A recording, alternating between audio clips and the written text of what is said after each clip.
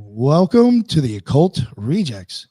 This episode, we got a couple of rejects with us, and we got two guests, and one's a returning one and one's a new one.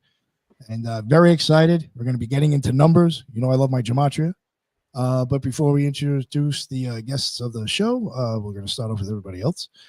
First, we got Lisa, the Occult Reject, mad scientist. What is going on? How are you?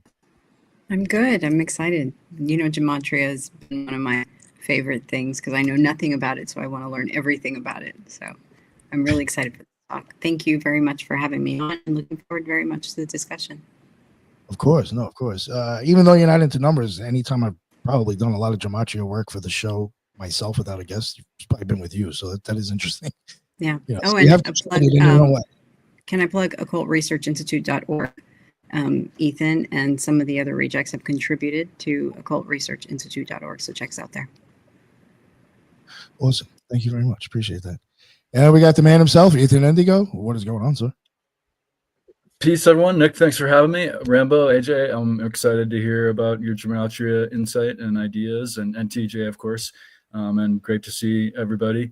And yeah, writer on the esoteric and the exoteric, a couple articles on Occult Research Institute and elsewhere, easy to find on the social media. So excited to be here. Peace.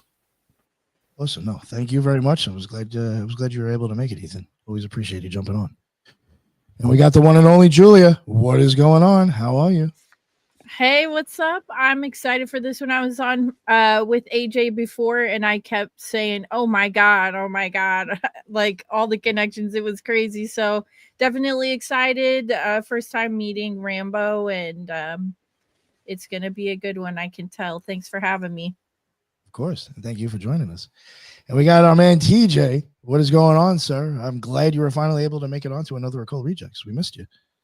Right on. Yeah, I'm glad to be back. I write the lead gematria section on OCCULTRejects.org. So oh my God, yes, that's true, TJ. So I'm that's so what sorry. I'm known for, and I'm like AJ was one of my gematria dudes I brought on, and now he's bringing on Rambo, who I'm excited to learn and share from.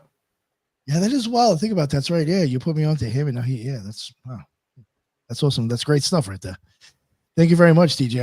I'm really happy you're able to jump on. It's been a minute, but it's always great having you here, sir. And we got a returning guest. We got AJ. What is going on, sir? Let everybody know where they can find all your amazing work.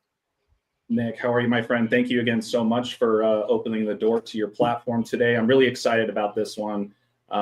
Just got to extend a thank you to TJ for allowing me to come on the first time. So I appreciate you allowing me to come back. My name is AJ. I go by Ball Don't Lie with 3 L's in Ball. You guys can find me on Instagram at Ball Don't Lie with 3 L's in Ball. And same with my new YouTube channel, which I just started a couple months ago.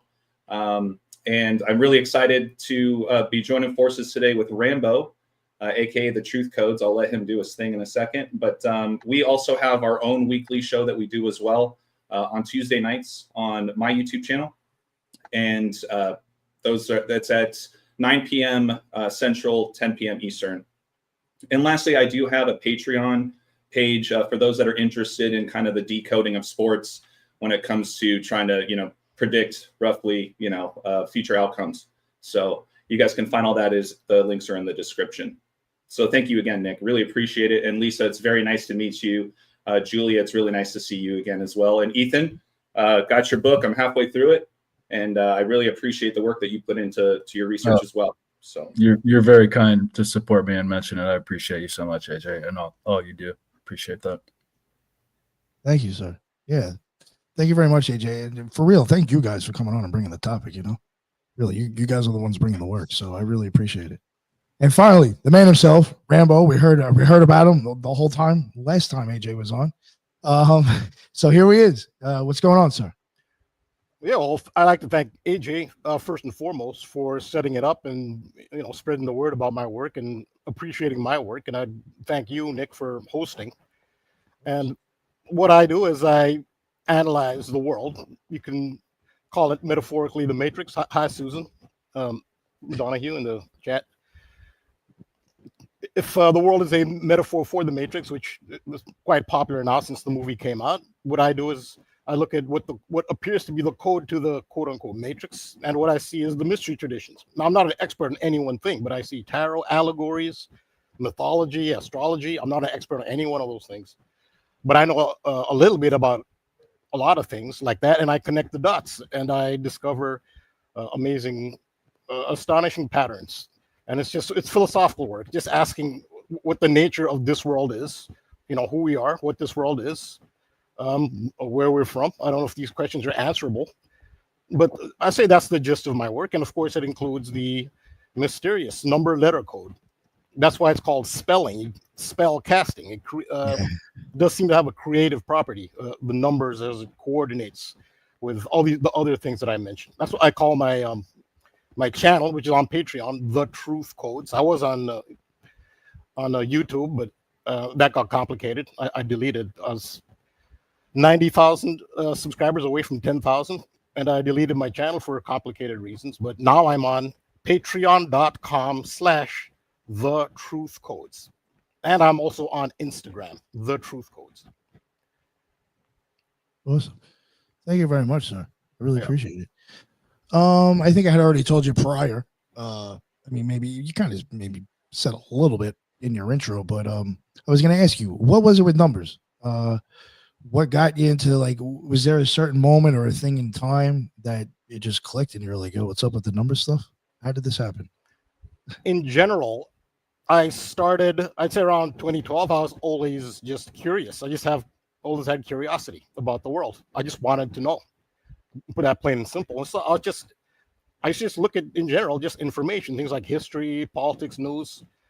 Looking back, I trusted which is normal, the news and just the mainstream establishments. I trusted them more than I should have, but that's part of the evolution process. And I used to just like to analyze life. I look at religion. I didn't stick to one religion. I just had questions. And I did start to realize there's more to life than meets the eye on the surface. And I started, it occurred to me that the mystery, I'll call them the mystery traditions, had a lot to do with what's happening in the world.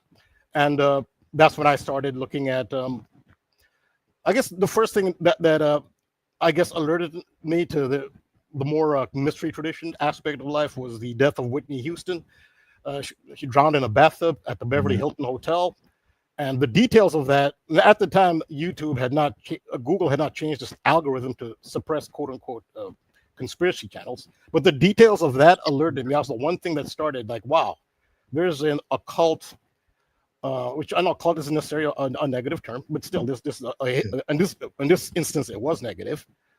Human sacrifice. And the big thing was the number 11. It was on the 11th of February. And I saw a video, which, if this has happened in modern times, I probably would never have seen the video because they suppressed those channels. And it was the number 11 and the numerology of the number 11 and the power of the number 11 and how Aleister Crowley talked about the number 11 is the most, he singled out the number 11 as the most powerful number. And I was born on the 11th. So that was very intriguing. And I'd say that's what opened the door to it. And as a result of looking at those mystery elements, I did come across, I was watching Mark Passio. Mark Passio actually is the one from whom I first, I first learned about, you can call it gematria, tomato, but gematria. I first learned about it from Mark Passio. And so I just did a little bit on my own, and some of the things I found were astonishing, absolutely astonishing. But Mark Passio while he introduced me to it, he didn't really, maybe not personally, like on his show, he didn't really go in depth in it. So I had to search extensively, like this is really fascinating stuff. And I had explored gematria. I just looked, I did web searches and I searched on YouTube for videos. They all made it seem more complicated than it was. Most people said it doesn't apply to English. It's a Hebrew practice and a Greek practice, and that's it. That's when I came across, as a result of searching, the work of Zachary K. Hubbard. And he did a video, intro video on the number 47. And then I said, yeah, this is where I want to learn gematria from. And it was through the work of Zachary K. Hubbard where my interest, or just my knowledge of gematria and explanation of how the code works, specifically in English. That's where it started. And then, yeah, I started applying gematria as well as other things. to my analysis to the best of my ability of the world. That is awesome. Nice. Yeah, Zachary does some awesome work. Actually, I meant to tell you prior to the show, I think I had a whole 2 minutes of fame on his show. He actually let me jump on for 2 minutes. I was trying to tell him something about Gematria. I think when I went on, I was like, yo, if you're trying to look for occult stuff, see if it matches like parts of the eyeballs or certain birds. And he was just like, yo, I don't know if he was like, yo, where's this dude coming from with this shit? But I was just like trying to tell him like certain things I noticed would pop up whenever I think I'm onto something, I don't know. So it is what it is. But I guess he was entertained enough to ask to come on the show. So hopefully that happens next week. But yeah, so I don't know. Where do you want to go? Like, I mean, I know you have a presentation. We don't have to get into that. Actually, first, does anybody have any questions for any of these guys before I start asking anything? No, everybody's good? Okay.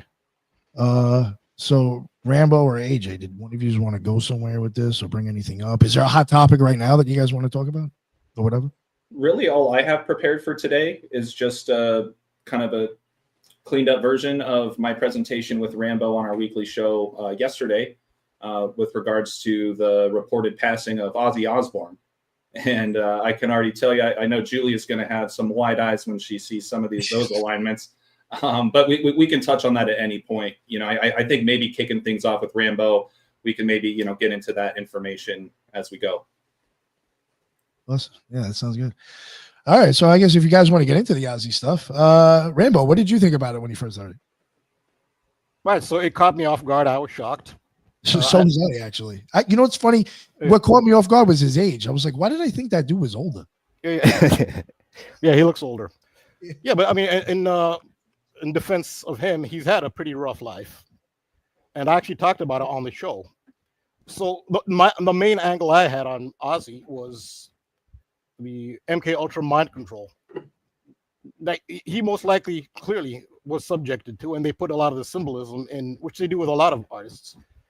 The monarch symbol to symbolize the MK Ultra monarch, and that was pretty much what I focused on mostly with Ozzy, because I didn't talk about the incident. I know you're not supposed to speak ill of the dead generally, but it is noteworthy. His infamous incident at the Alamo, where he urinated on the Alamo while wearing a dress, while wearing Sharon's dress, and yeah, I mean, and that's not normal. I mean, so in I don't know, and the country seems to have forgiven him, but I think they've forgiven him for the wrong reasons. They've forgiven him just because of the power of celebrity.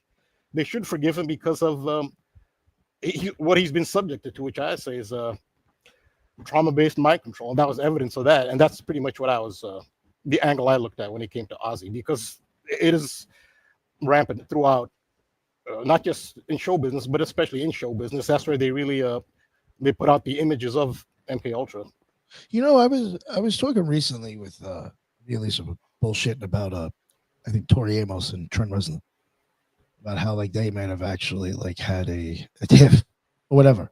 And it's like, you would be like, yeah, how the hell did they like even like how do they come to know each other? And it's like they'll make remarks in their music about them like almost personally, and you almost start to wonder, it's like, were you kind of like Stranger Things scenario where it's like you knew each other growing up because of like the programs or whatever you were into or club. So like you kind of personally know that person, and that's like why you're saying like, oh dude, like you never hurt yourself today, because she knows he might actually be a straight bitch in real life. You know what I'm saying? Like, is that how they talk shit? Because they actually know each other, because they might grow up in like these MK Ultra type fucking things for kids. I think they do. I think they 100% know. I think they're all characters too, like Ozzy. In that whole Sharon, get me a cigarette. And it's like you can't even tell what the fuck he's saying half the time. Like, I think that was all a persona. These are characters. They went to like some type of MK Ultra acting school. And yeah, no, I'm with you, Nick. I think for sure. Wasn't even like, sorry, just real quick. When he started doing reality TV, like he was kind of like, he was around there when Trump was kind of pioneering it in a sense too, right? So it's just like, how much of that is real and how much was that acting? Because we all know now that reality TV is far from reality. But when those shows first came out, we all thought this was real. So interesting. Yeah, I was just going to say that the timing is always super interesting with these things, and how much it aligns with the world of sports, music, entertainment. Let's not forget what just rolled out at the end of 2024, which was Wicked, right? Which is the kind of the precursor to The Wizard of Oz. And then now we have part 2 of Wicked coming out 1 year, essentially 1 day short of a year, later this year. So Ozzy dies between the bookends of, you know, these new Wicked movies. Just as a latest example, don't forget about James Earl Jones, who played the original Mufasa, and then they released the movie Mufasa, you know, right after. And he was also in the movie The Sandlot, right? There were two teams that were referenced in The Sandlot: the Los Angeles Dodgers and the New York Yankees, who were just in the last World Series. See what I'm saying? So, you know, sometimes even not even with the numbers, you can just pay attention to what's going on in the world of news, entertainment, etc. And then these reported deaths that keep rolling out, they seem to fall in line very often.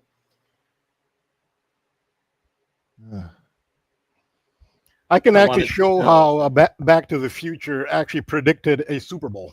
Super Bowl 50, Back to the Future predicted Super Bowl 50. All right, yeah, let's go for it. I'll show that in my presentation. Yeah.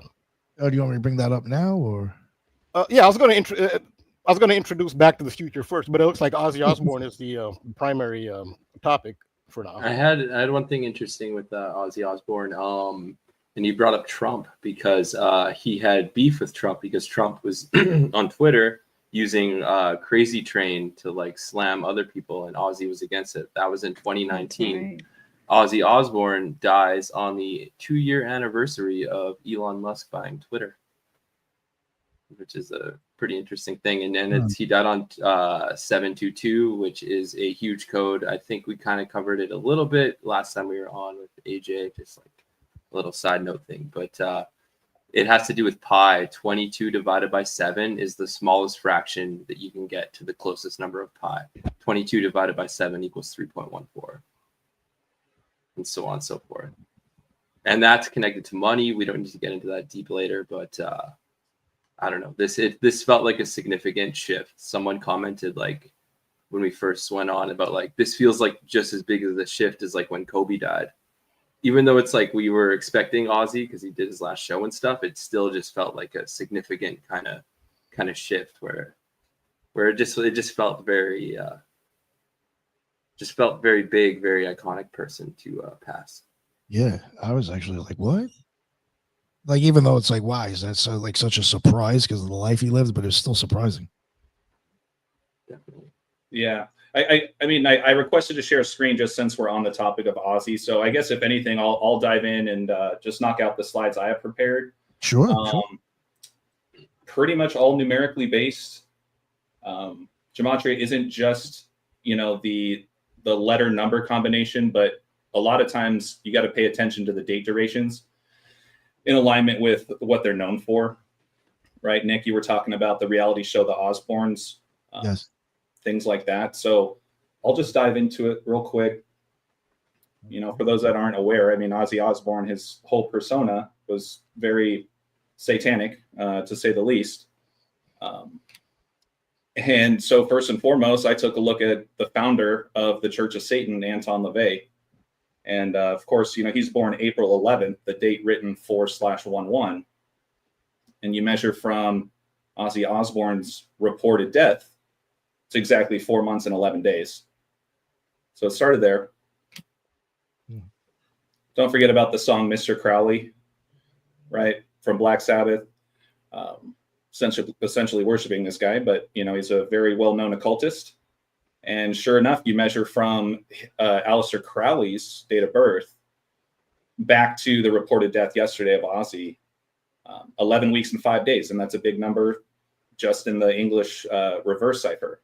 A is 26, back to Z is 1. Lucifer equals 115. Not to mention, too, just look at the date numerology, you guys. When you add up the way that the date was written yesterday, 7 plus 22 plus 20 plus 25 equals 74. And then you can break out 2025 to 2025, you get 38. Well, in the base ciphers of Gematria forwards, Lucifer also equals 74 and 38. So that's 3 of the 4 base ciphers of the word Lucifer that fall right in line with this. And please feel free to ask a question if yeah. Yeah. Well, it gets you every time. Crazy. Gets you every time. It really does. I mean, when you know what to look for, right? So take a look at this. We just touched on the date of birth of Aleister Crowley, and we were talking about how it was 4 months 11 weeks and 5 days. Well, you can also break that down to just total days, and it's a span of 82 days, which is interesting because Black Sabbath equals 82. Yo, Trump, his texts are 8s and 2s. There you go. And that's just in the simplest cipher. A1, B2, C3. Add up Black Sabbath, you get 82. You can also include the end date, okay? Meaning essentially the span of days from yesterday's reported death to what would be Aleister Crowley's upcoming birthday. If you include the end date, you get 83. And that matters because devil equals 83. And for some more 83s, let's talk about the founding date of the Church of Satan, which was April 30th. And you just go back to the last founding date of the Church of Satan, you also got 83 days there. And 83 days forwards, like I mentioned, when you include the end date with Aleister Crowley's date of birth. Oh, damn. You could also, sorry, go ahead, Nick. The 8 and 2s, but I don't know about, I've never really noticed 83s, but the 8 and 2s I do think is like, I've always said I think that covers the path of Tahuti. And I do think death could be even associated with that number. It absolutely is. I mean, the word murder equals 83. Oh. That's why the song "Murder by Numbers" by the Police came out in the year 83. Oh shit! That's why Prince rolled out that song "I Would Die for You," written out the number 4, the letter U.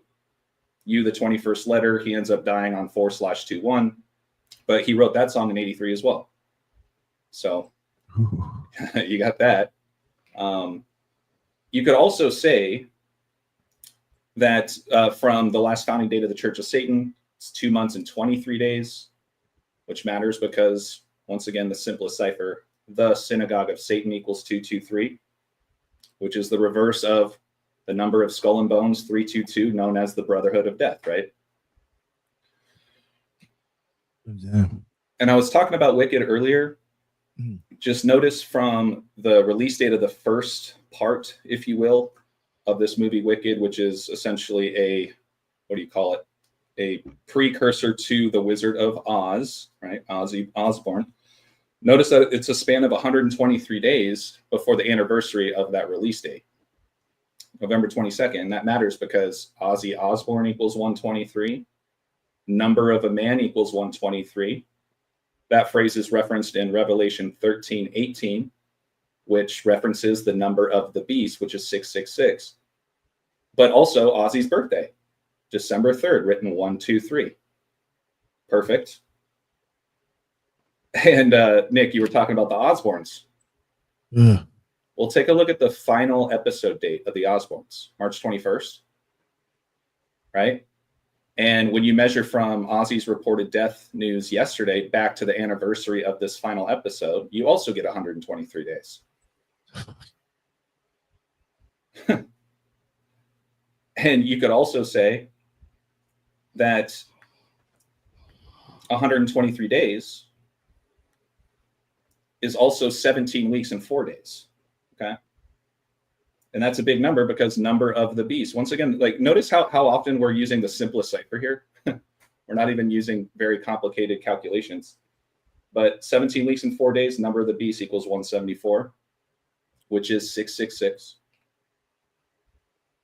And when you take a look at part 2 of Wicked, it's called Wicked for Good. It's releasing on November 21st later this year. That's 122 days. And that's huge. I mean, for people that have been doing the Gematria thing for a while, it's a big satanic number because words like Satanist, satanic, Satanism all equal 122. And talking about the Church of Satan, it was originally founded in San Francisco, which equals 122. And San Francisco is located on the 122nd Meridian West. Oh, come on. Yeah, it keeps going. The devil just lives inside this guy or lived inside this guy. That's so crazy. Look at all this stuff. You know what's interesting? Oz in Hebrew gematria equals Nazi. That's interesting. Hmm. When you talk about like Wizard of Oz, because then there's also Libra Oz by Aleister Crowley. I was gonna say that. I always pointed out how all the like mainstream comedians all moved to Austin, Texas, right? The True. mothership. Yeah. My new stomping grounds. Of course. Say hi to Joe Rogan for me. Yeah, right. Yo, there's a bunch of Temple of Set guys that live out there. You know that? Oh, for sure. Trust me, I've seen a lot of weird stuff out here. There's a reason why they say keep Austin weird. Oh, it's not as weird as it used to be, but No, that's true. That's true.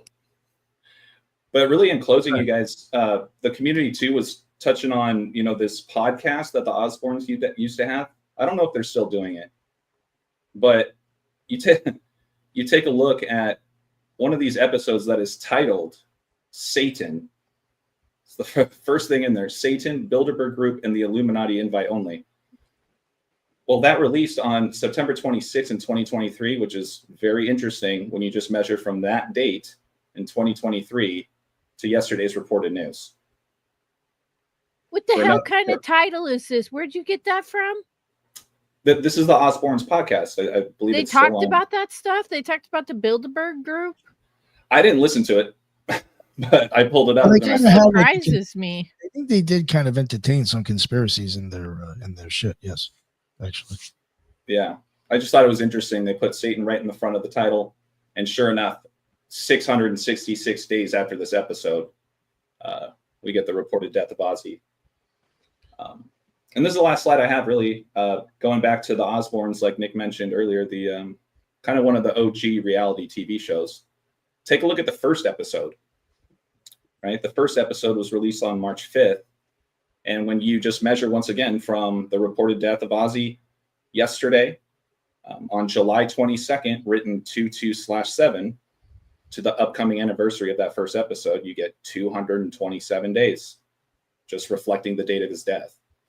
And 227 is related a lot to pi, because 22 divided by 7 equals 3.14.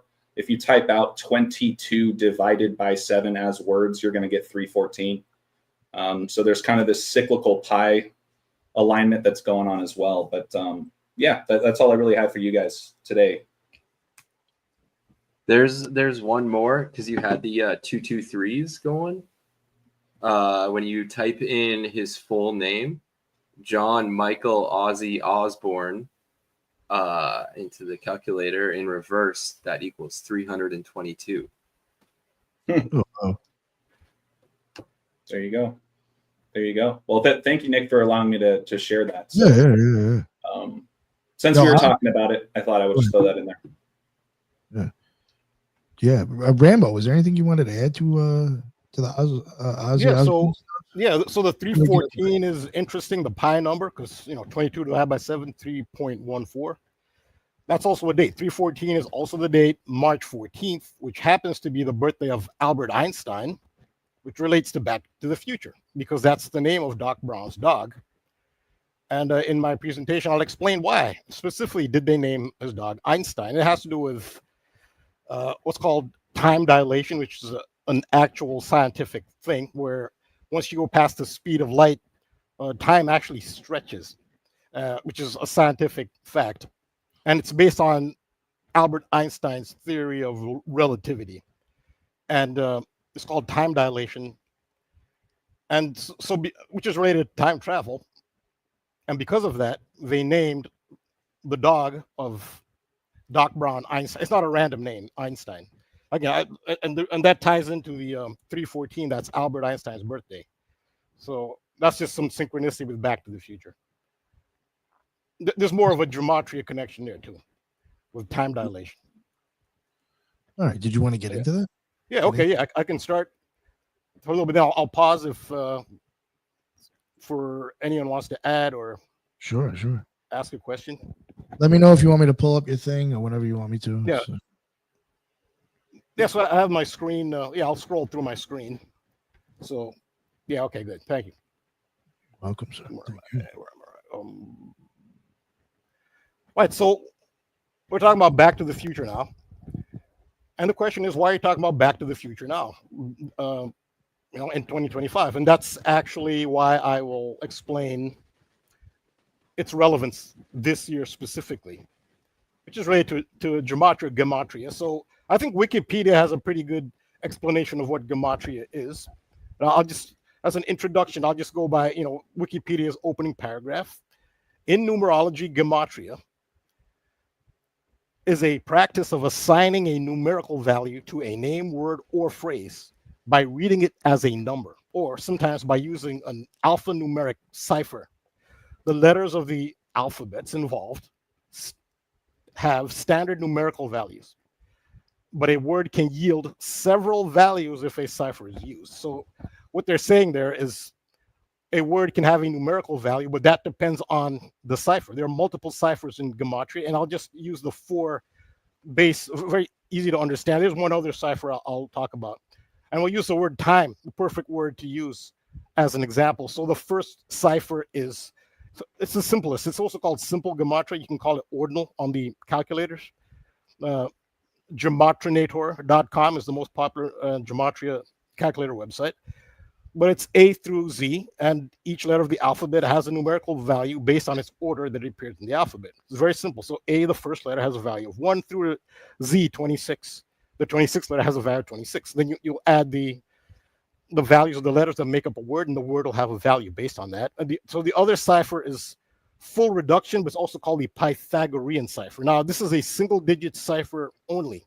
So what it does, it takes the first double digit is J, which is 10, through to Z, 26. And the way you reduce double digits to single digits is by adding the digits of the double digit number and getting its sum. So J is the 10th letter.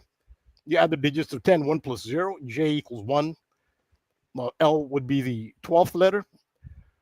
12 is 1 plus 2, you get 3, all the way to 20 to Z, 26. 2 plus 6 is 8, and that's the Pythagorean cipher, and that's how you get the values in the Pythagorean cipher. This is actually considered the purest cipher of English gematria. And then you have the reverse as well. So you'll start with Z as the first letter with 1, and A as the last letter, which will be 8. That's in the full reduction Pythagorean. You call it reverse full reduction. The same can be done with simple. You'll do a reverse simple, or you'll start with Z is 1 and A is 26. And those are the 4 base ciphers. So I'll look at the word time. So why is it so significant? Well, in the Pythagorean cipher, which I just showed here, single digits only, the letters that make up the word time. So T is 2, because T normally is the 20th letter. You reduce by adding 2 plus 0 to get 2. I, the 9th letter. M is the 13th letter. 1 plus 3 equals 4. E is the 5th letter. According to this cipher, the letters that make up time sum to 20. It's very significant. Now you look at the reverse of this cipher. It starts with A, ends with Z, and you do the reduction. And in the reverse full reduction, time equals 25. And this tells you one of the reasons why time is so relevant in the year. I'll show them together. 2025. So, and I'll go into back. Yeah, and I'll go back to Back to the Future. Whoa, I wasn't expecting that. No, yeah. So there are more clues on 2025. Now, there's another cipher I'm going to introduce here. It's called the Agrippa cipher. It can also be called the Latin cipher. This cipher was developed by Agrippa, named Henry Cornelius Agrippa, Yes. who was he was a polymath, and so this is just an excerpt from Albert Mackey's History of Freemasonry. Henry Cornelius Agrippa's 3 books of occult philosophy may be considered the textbook of the old Rosicrucian philosophy. So that's the significance of Henry Agrippa. Well, he came up with a cipher. He existed in the 15th and 16th century. So looking at the word time in his cipher is 144, and this is how it synchronizes with, shows you there's some kind of universal synchronicity to this, because 144 is significant. That's the number of minutes in a day. Is 1,440 minutes in a day. 60 minutes times 24 hours is 1,440.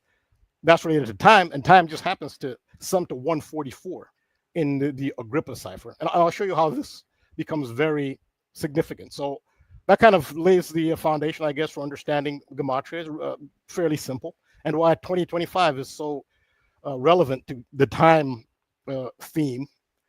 And so 25 is it's very significant in Back to the Future. So I'll just show a clip here from Back to the Future, how it shows the importance of the number 20. Are those white clocks right here? Yeah. It's 8 o'clock. Perfect. My experiment worked. They're all exactly 25 minutes slow. Wait a minute, Doc. Are you telling me that it's 8:25? Precisely. Yeah. I'm late for school. Right, so there's a significance of 25 and back. So it starts. That's the opening scene.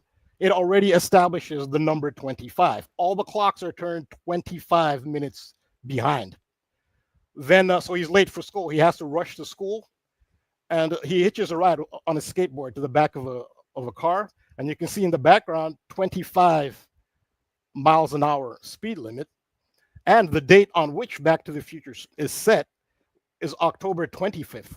So he starts on the 25th of October. Oh, stop it. Stop it. Stop it. Stop it. You're crushing me already. You're crushing me. Get that 8 and 2 again with the 8:25. Can I just say too, really, Rambo? What was the name of the farewell tour of Ozzy Osbourne? Back to the Beginning. Yeah. There you go. What the fuck? Come on. Yeah, so this establishes 25 with Back to the Future. Time, it's about time 25, 20 and 25 in gematria. It starts on the 25th of October. The clocks are 25 minutes behind. It's 8:25. When he thought it was 8 o'clock, he gets he hitches a ride. He's late. It's 25 miles an hour. This is pointing to 25. Now, what is the mythological ruler of time? That is Kronos of ancient Greece, who is Saturn to Rome. So this is always something significant to look at, is the economists when they have their year I guess prediction, or their first issue of the year, the Economist magazine. Well, they'll talk about the year ahead, the world ahead. Well, for 2025, they had the Economist has a collage, and what's at the top of the collage for the year 2025 on the Economist? The planet Saturn, the ruler of time. So even the Economist has kind of established that. And so we have Donald Trump as president, and Donald Trump is very much associated with Back to the Future. One of the writers and producers of Back to the Future, Bob Gale, he said the character Biff Tannen, the arch villain, he is based off of Donald Trump. So Donald Trump is the inspiration for Biff Tannen. Now, this is the New York Post, and if you see the date here, it's kind of small if you can see it. I actually saw this in person. I just happen to live in New York, so I was in the supermarket and I saw this. I thought it's like something like come off of my channel or something. I couldn't believe the New York Post. This is mainstream is doing this. This is October 25th. Remember what October 25th is? That's when Back to the Future starts, on October 25th. So the New York Post knew what they were doing when on October 25th, 2024. This was their headline. It was Donald Trump. Come on, shut the fuck up. Yeah, so I'm not sure it's not just me. Rambo, please give me a second to wrap my mind around this. Even with the time being 8:25, like October, octagon, like the 8, the oct is October is a secret 8, so it's like it's twice in there, yeah. Yeah, and 8 is related to time. It's the infinity symbol. Yeah. So is this real? Yeah. The magician This is too. real. The only thing I regret is I didn't buy the actual copy. I was walking by. I would never have known about it. I was leaving the supermarket with my groceries, and I look at the newspaper rack, and this is Back to the Future, Donald Trump. This is stuff I've been talking about literally for years in my decodes. It's like, it was meant for you to find it. Holy shit! Yeah, because it's like, look at this Back to the Future in all caps, like huge in your face, and they put it out on October 25th, the day Back to the Future starts on. Yeah, so this is like that's too much. This was October 25th, 2024. Now, this was done 3 weeks before the election. If you remember the election date in 2024, it was November 5th. Why is November 5th significant? Because that's the date that Marty McFly time traveled to in 1955. Yes. Oh my God. Oh, you're killing me, Smalls. Yeah. So it all has. I'll give you more examples of how Donald Trump. That's why he had to be president now in this time associated year, because of his association Back to the Future. We've already established he's the inspiration for Biff Tannen, and so his son, Barron Trump. So there's this 19th century, these 19th century novels. This is a fictional character. This is all verified. It's authentic. The writer is Ingersoll Lockwood, and he had some books about a fictional, I don't quote unquote fictional. Now, I'm starting to wonder if it is a fictional character named Barron Trump, but Barron Trump spelled with one R. The Barron Trump we know, we think we know, it has two R's. It's Barron Trump's Marvelous Underground Journey. It's a 19th century novels about a time traveler named Barron Trump, a young boy named Barron Trump, and he's funded and assisted by a rich New Yorker named Donnie or Donald. That's in the book from the 19th century. The fuck? Yeah, absolutely. And it's been talked about a lot. How this, and there are other alignments too with the real Barron Trump and this fictional character. Again, there's somebody from New York City, a very rich man from New York City named Donald, who helps him in his time travel journeys. And this is actually a illustration from that book, 19th century book. This is actually an illustration of what the boy looks. If you look at a young Barron Trump, he looks just like this illustration from this time traveler. They say supposedly fictional character. So 100, yeah. Yeah. So it's called Barron Trump's Marvelous Underground Journey by Ingersoll Lockwood, and it's all verified, and it's mysterious how it synchronizes. But again, so this is establishing how Donald Trump is so linked to time travel. And another thing too, his uncle Fred Trump, I believe, he had access to, and think of what an elite level you have to be at to have access to Nikola Tesla's papers. Donald Trump's uncle had direct access to Nikola Tesla's papers. I mean, who is he to gain custody of Nikola Tesla's papers? I believe too, to build on that is great information, Rambo. To build on that, Fred Trump was really big into radar technology and development, and that was kind of like or could have been encoded for just top secret technology at that point in time. And he was potentially involved with the Philadelphia experiment too, on top of all that strangeness that you just mentioned. Right. Yeah. So you're talking about time travel and multi-dimensional travel, and Donald Trump's in the middle of it. You got to wonder. Like I said, you don't know what's real anymore, and they're not going to share all that they know. Sometimes they'll code it into things like this.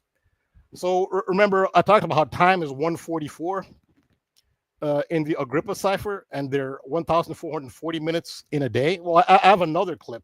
This is from, again, this is 2025. This is what's going on in 2025. His name is Michael Kratsios. He's the White House Director of Science and Technology. And he made the headlines with this statement.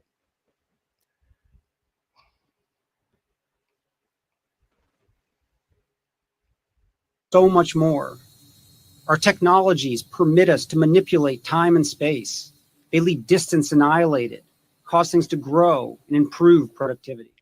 Yeah, so that's just a small clip, just to get it straight from the horse's mouth. And it made the headlines. He said we have the ability to conquer space and time, basically. And that's what the headlines were. So this is Newsweek. White House says it has tech that can, quote, manipulate time and space. And you just saw that. That was a clip from his speech, which, again, so they're wondering, what, is it a figure of speech? Just mean, technology has advanced so we can manage our time better? Or does he mean it better? You know what's really interesting, not to interrupt you, and not to no, go ahead. Try to promote the guy either. I mean, I brought his name up a few times recently, but like even Ashton Forbes is getting into saying that our government has like tech that does this. Or like he's even saying that they have, like, he thinks that, like, he's claiming that's how, if Iran really got bombed, that's how it was done. It was like kind of like not Back to the Future, but they manipulate time and space. Basically, just take a portal there and drop shit and disappear. That's why nothing happens, because they just show up and disappear. So it's just like interesting how he's even kind of claiming that the White House does have, that type of tech. Yeah, so he talks about annihilating distance. So teleportation is part of this as well. Yeah. What I find interesting, is this synchronistic or did Newsweek plan this? I just looked at the time when this was published. It's published on April 17th, but look at the time it was published, 11:05. Remember, we're talking about 115, November 5th. That's when the election day was. This is the Trump White House director. Back to the Future goes back to November 5th. This was published at 11:05. I don't think that's a coincidence. But here's the details I go into. But look at, look at the date on which he made this speech. It wasn't a random date. It was Director Michael Kratsios. The speech was called Endless Frontiers Retreat, and it was in Austin, Texas. Interesting. We're just talking about Austin. Everything's planned where they were. It was on April 14th, which the rest of the world says 14th April. So that's 144. That's the Agrippa value of time. That's 1,440 minutes in a day. That is why they chose 14th April 144 to make this speech. So, none of this is coincidence. So just some of the headlines that came from this. White House exec forced to issue statement after claiming U.S. has technology to, quote, manipulate time and space. And I said, this is not a coincidence. They wouldn't do this in Trump's first time in office because it wasn't 2025. This has to be done in 2025. They wouldn't have Biden do it because Biden's not associated with time travel like Trump is. And in order to have it in 2025, you'd need Trump to have a split term. You couldn't have consecutive. It all seems perfectly planned out. You had talked about, Oz is Nazi. There's a Nazi connection to Back to the Future. And so speaking of time travel, there actually is a real life time travel experiment that was done by the Nazis. Now, you can debate whether or not, how successful their program was. And the program did continue after World War II. It was moved to Argentina. After World War II, I mean, it's unlikely that Hitler and a bunch of top Nazis actually died. Yeah. Many of them came to the United States, and not just Operation Paperclip. I know they call him Dr. Green. It was Joseph Mengele. He went to South America. He spent time in the United States. They said he called himself Dr. Green. So a bunch of them came to the United States and mostly South America, but other parts of the world as well. So their time travel project or dimensional travel project continued after World War II. And the best source on this, you'll get many sources on that, is the work of Joseph P. Farrell, who's a PhD from Oxford University. And he has a book called The SS Brotherhood of the Bell. So his research, he comes from an academic background. That's why I say he's the best source for this Nazi, it's a dimensional travel project. Yes, I've actually tried to get him on for this stuff. You have tried to get him I on? tried to, yeah. I've gotten, I don't think either I can't find a contact or I haven't gotten a response. I can't remember which one it is. It's one of the two. So good. So you're familiar with him. A lot of people even asked to have him on. That's another thing. So I think he's done the best work on illustrating how the Nazi Party did not lose. Germany lost the war. The Nazi Party did not lose the war. They're still alive. And you're seeing a few examples, and there are a lot of ways in which they code their presence. And so one has to wonder how successful this time travel project of theirs was. Well, again, so if you want to look into it, you can also look maybe on YouTube or some videos of some of his speeches, but look at his book, The SS Brother of the Bell. It's an academic work. It's the best work on this project that's available. Now, what's interesting about Michael Kratsios is he's with the he's a product of the World Economic Forum.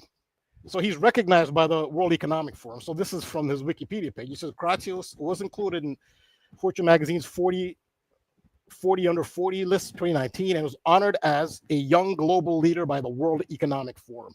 And here he is. This is from the World Economic Forum's website where they talk about Michael Kratsios. So he is connected to the World Economic Forum. And who founded the World Economic Forum? It was Klaus Schwab. Now, Klaus Schwab's family is directly connected to the Nazi Party. This is from Wikipedia. hardly a conspiracy site. Klaus Schwab, his parents had moved from Switzerland. He was Swiss to Germany during the Third Reich. Now, most people you'd think would leave Germany during the Third Reich. No, his family was in Switzerland. Nice, bucolic, peaceful Switzerland moved to Germany because of the Third Reich. In order for his father to assume the role of director of Escher Wyss AG, an industrial company and contractor for the Nazi regime. I think it would be kind of hard to. That would be a really weird explanation for like, why did you move there when that was going on? If you didn't agree with it. like that is kind of weird. How do you pull off that excuse? Like, what kind of job did you get? Like, I don't know. Yeah. So this is who Klaus Schwab is. This is his father, and it's very difficult to get any information on Klaus Schwab's early life. You can't get it. It's like super mysterious. There's reason to believe that his family still has some affiliation with the Nazi Party. Again, the Nazi Party did not die. It's still alive. I recommend the work of Joseph P. Farrell on that. He does, and this is Escher Wyss. This is his father, Eugene Wilhelm Schwab. So again, the Nazi Party is connected to time travel through this Bell project. The project is called Die Glocke. The Glocke in German means bell, which coincidentally sounds like clock in English, Glocke. So the bells was actually a pretty common figure to Nazi Germany.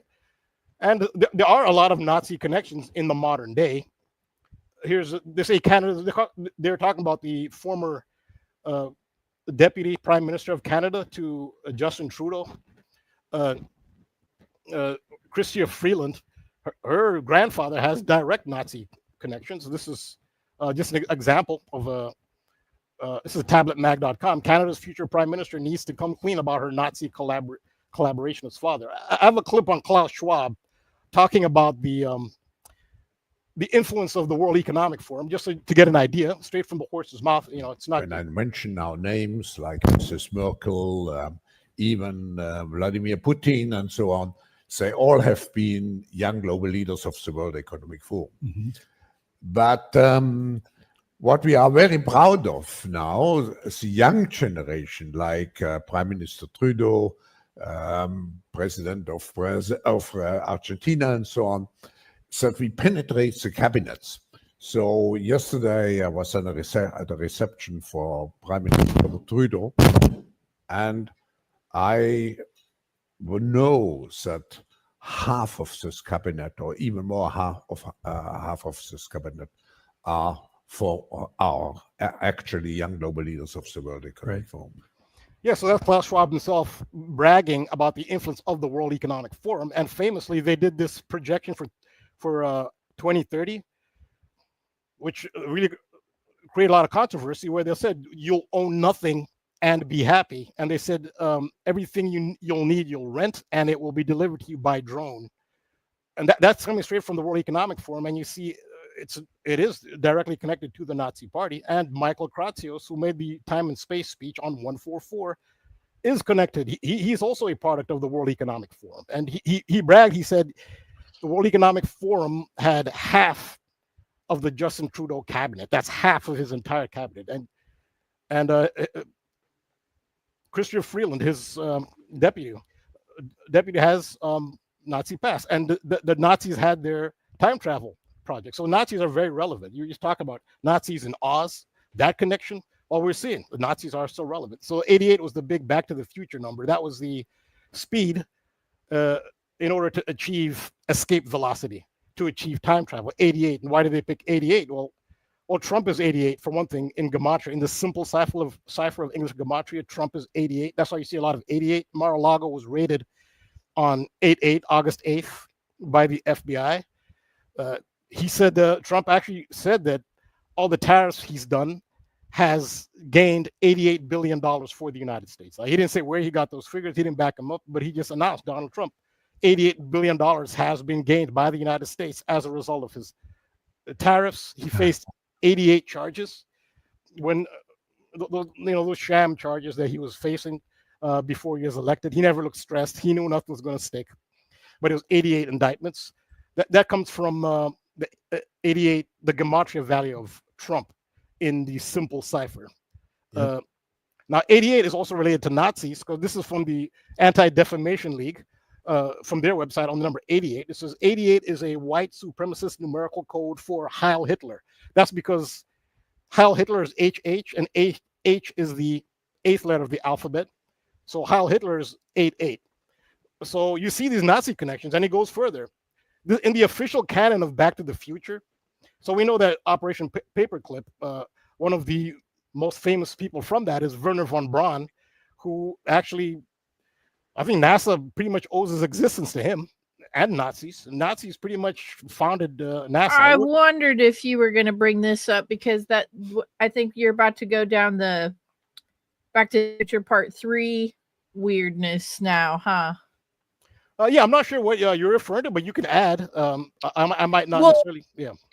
The in Back to the Future 3 is when Doc Brown says his family is the Von Brauns. Yeah. So that's actually my favorite out of all three of them. I like the third part the best. But I wondered if you were going to bring that up, because I always thought that was pretty significant that they tossed that in there right after the second part where they said all the Trump stuff. In the third part, now they're bringing up that Doc Brown is part of the Von Braun family. That's always been crazy to me. Yeah, but now you see the Nazi connections. The Nazis did have an actual dimensional travel project. They are directly connected. It was called the Bell Project, and you see all these other Nazi connections. And they have a White House director of science and technology talking about dimensional travel on the date 144 when Trump is in office, and then the director himself is a product of the World Economic Forum, which is established by somebody whose family is directly connected to Nazis, and the whole 88 thing. So yeah, there's a Nazi connection to all of this. So it says, Doc Brown's ancestors were the Von Brauns. So Rambo, can I interrupt your amazing presentation just to build upon what you were saying? You talk about the 8. If you look at the number 8 in Hebrew, it's the Chet. And if you look at the symbol itself, it looks like Donald Trump's hair. Yeah. Oh, okay. It sounds silly, but it does. If you look at it, you're like, oh shit. Oh yeah, okay, yeah, that's a great observation. Just to build upon your amazing presentation. Sorry, that's it. No, thank you. I mean, if anyone wants to add or ask a question, just please. I don't want to dominate everything. But so people have pointed out the amazing similarities in physical appearance between the original Superman, George Reeves, and Werner von Braun. It wouldn't really take much, as far as makeup and stuff, to even just slightly change but the structure of his face, the size of his head. There is amazing similarity between Werner von Braun and George Reeves, who played the original Superman. Now, talking about 2025 and its significance, what other movie has just come out in 2025? Superman. With all this going on, now there's a Superman that just got out in theaters. And it turned out, while the original Superman, I think it's very plausible, it could be Werner von Braun. It could have been him. So and that's Doc Brown, they say, is related to, he's a von Braun, basically. So they're telling you he's a Nazi. So Doc Brown. So I talked earlier about time dilation, which is it's an actual scientific fact. This is from medium.com, but this is an example. Many sites will corroborate this. It says, imagine this. You leave Earth at 15 years old. You notice they'll use a lot of 5s in this example.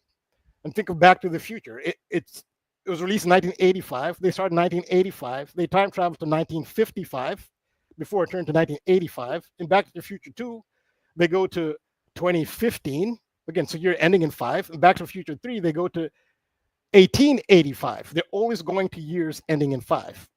2025 is the year ending in 5.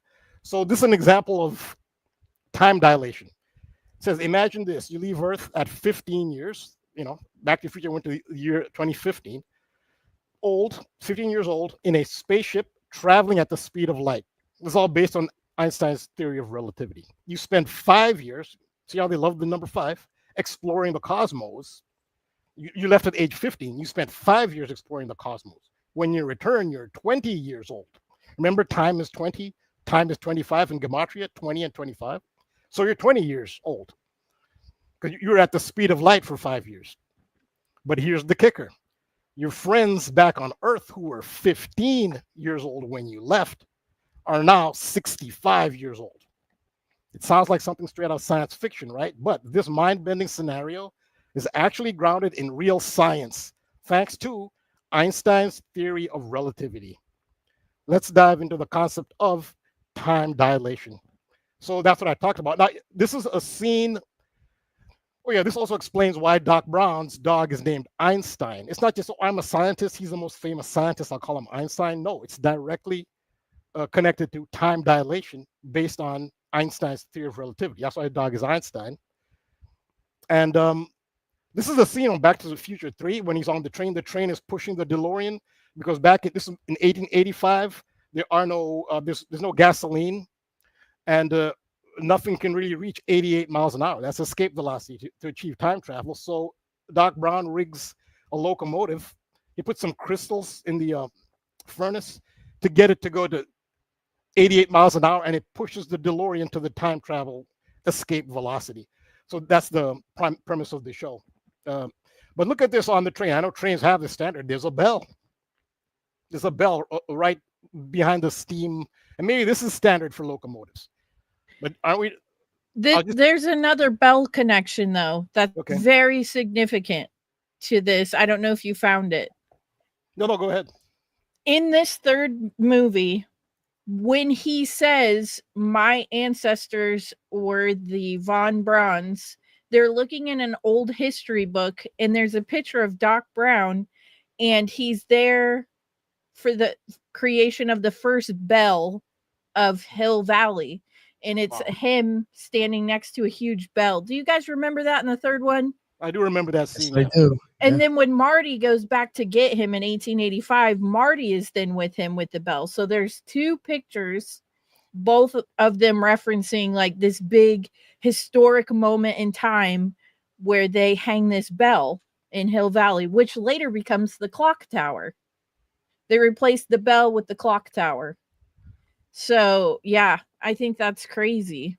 No, yeah, thanks. Those are great additions. Absolutely. So again, that emphasizes the importance of a bell. Why are they emphasizing a bell in a movie about time travel? This goes back to the Nazi Brotherhood of the Bell, and I can't recommend Joseph P. Farrell's work enough. He's an academic, PhD from Oxford University, the SS Brotherhood of the Bell. That is what they're referencing, and we've seen all the Nazi connections. He just happens to be a von Braun. This is about the Nazi Brotherhood of the Bell. Now, what you'll notice here is the number of the locomotive that pushes the DeLorean. It's locomotive number 131. And this is all based on Gematria. It took me a while to figure. Where do you even start when you see 131? What could it possibly be? But when I stumbled across the time dilation, which is an actual scientific phenomenon, that explains why they chose specifically 131 for the number on the locomotive. And that is because in the simple cipher, the letters that make up the phrase time dilation sum to 131. And you know that time dilation based on Einstein's theory of relativity, and his dog is named Einstein. So that's why you have 131. And it's shown up in other places. So the thing that first got me onto Back to the Future this year is this story here. This is on February 4th. You could call it the 4th of February. Outside the United States, they say the 4th of February. This is Michael Jordan's son. Michael Jordan he's related to dimensional travel. He did the movie Space Jam with Bugs Bunny. And think of the term rabbit hole. A rabbit hole is a metaphor for a dimensional travel portal. A portal, transdimensional portal. That's what a rabbit hole is a metaphor for. And he goes through a rabbit hole portal in Space Jam with Bugs Bunny. And in Space Jam, one of the songs they have on the track, on the soundtrack, is a cover version of the Steve Miller Band's "Fly Like an Eagle." Sorry, the opening line of "Fly Like an Eagle" by the Steve Miller Band is "Time keeps on slipping, slipping into the future." So there's a time travel reference in the song "Fly Like an Eagle" by the Steve Miller Band.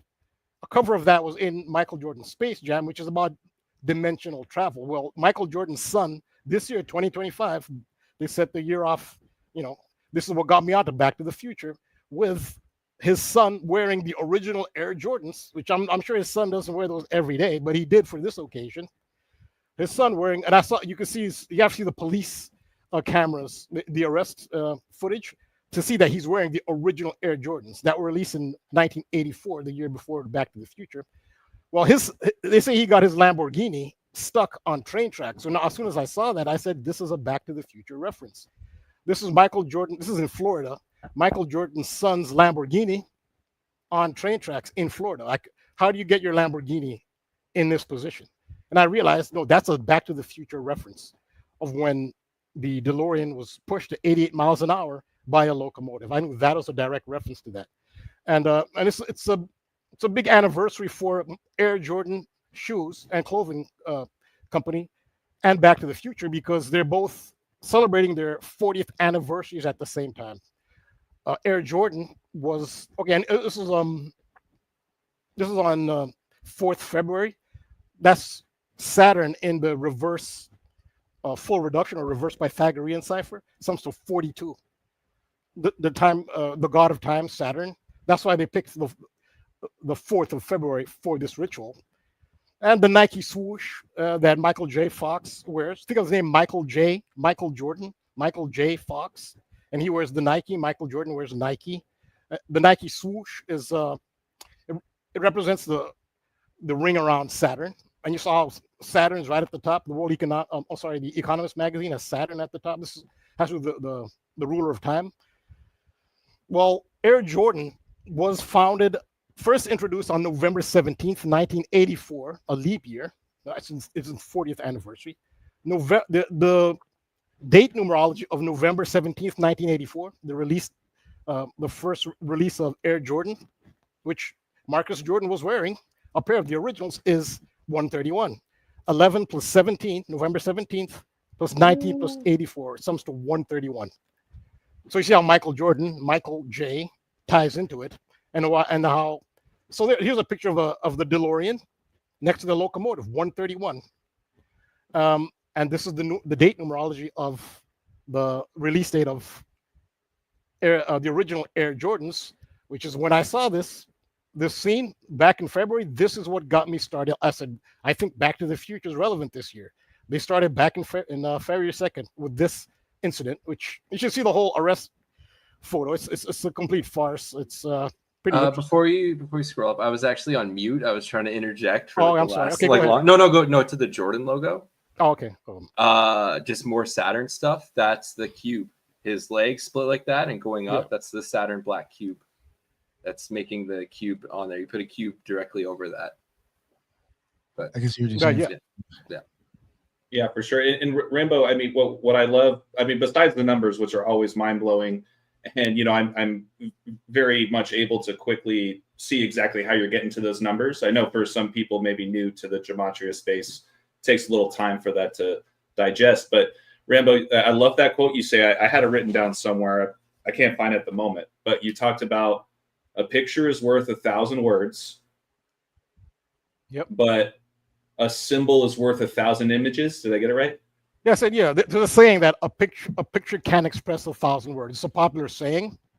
I don't remember where I got this. I didn't make it up. I don't remember. It's a picture can express 1,000 words. A symbol can express 1,000 pictures. Got it. That's the first. I was close. Yeah. No, I love that quote because what I've learned from you, Rambo, over time and just my research and the things that I'm kind of picking up on is a lot more symbolic than before the numbers come. And I always know as soon as I just start doing some date durations and looking at the gematria, the numbers are always going to follow perfectly. But it's your work and how you present your research. I love the symbolic nature and the images that you provide. It's very educational. Yeah, and thanks for the additions. If anyone sees anything, please jump in. I don't want to just dominate. So What I will say is that it's very interesting that we're talking about this today, because today is also the death anniversary of Michael Jordan's father. Oh yeah, okay, yeah, absolutely, yes. Which I don't want to get us off topic here, but Rambo, what I've learned from you as well is how the Chicago Bulls intro song, right, is called "Sirius" by the Alan Parsons Project, and that is all about the heliacal rising of Sirius, where there's information that can be found out there that today, Rambo, is this where Sirius comes full circle now, or would you mind elaborating on that just for a quick second? All right, okay, yes. So the star Sirius disappears from Earth's perspective for 70 days each year. That is because it is obscured behind the sun, and the star Sirius earned the moniker the sun behind the sun.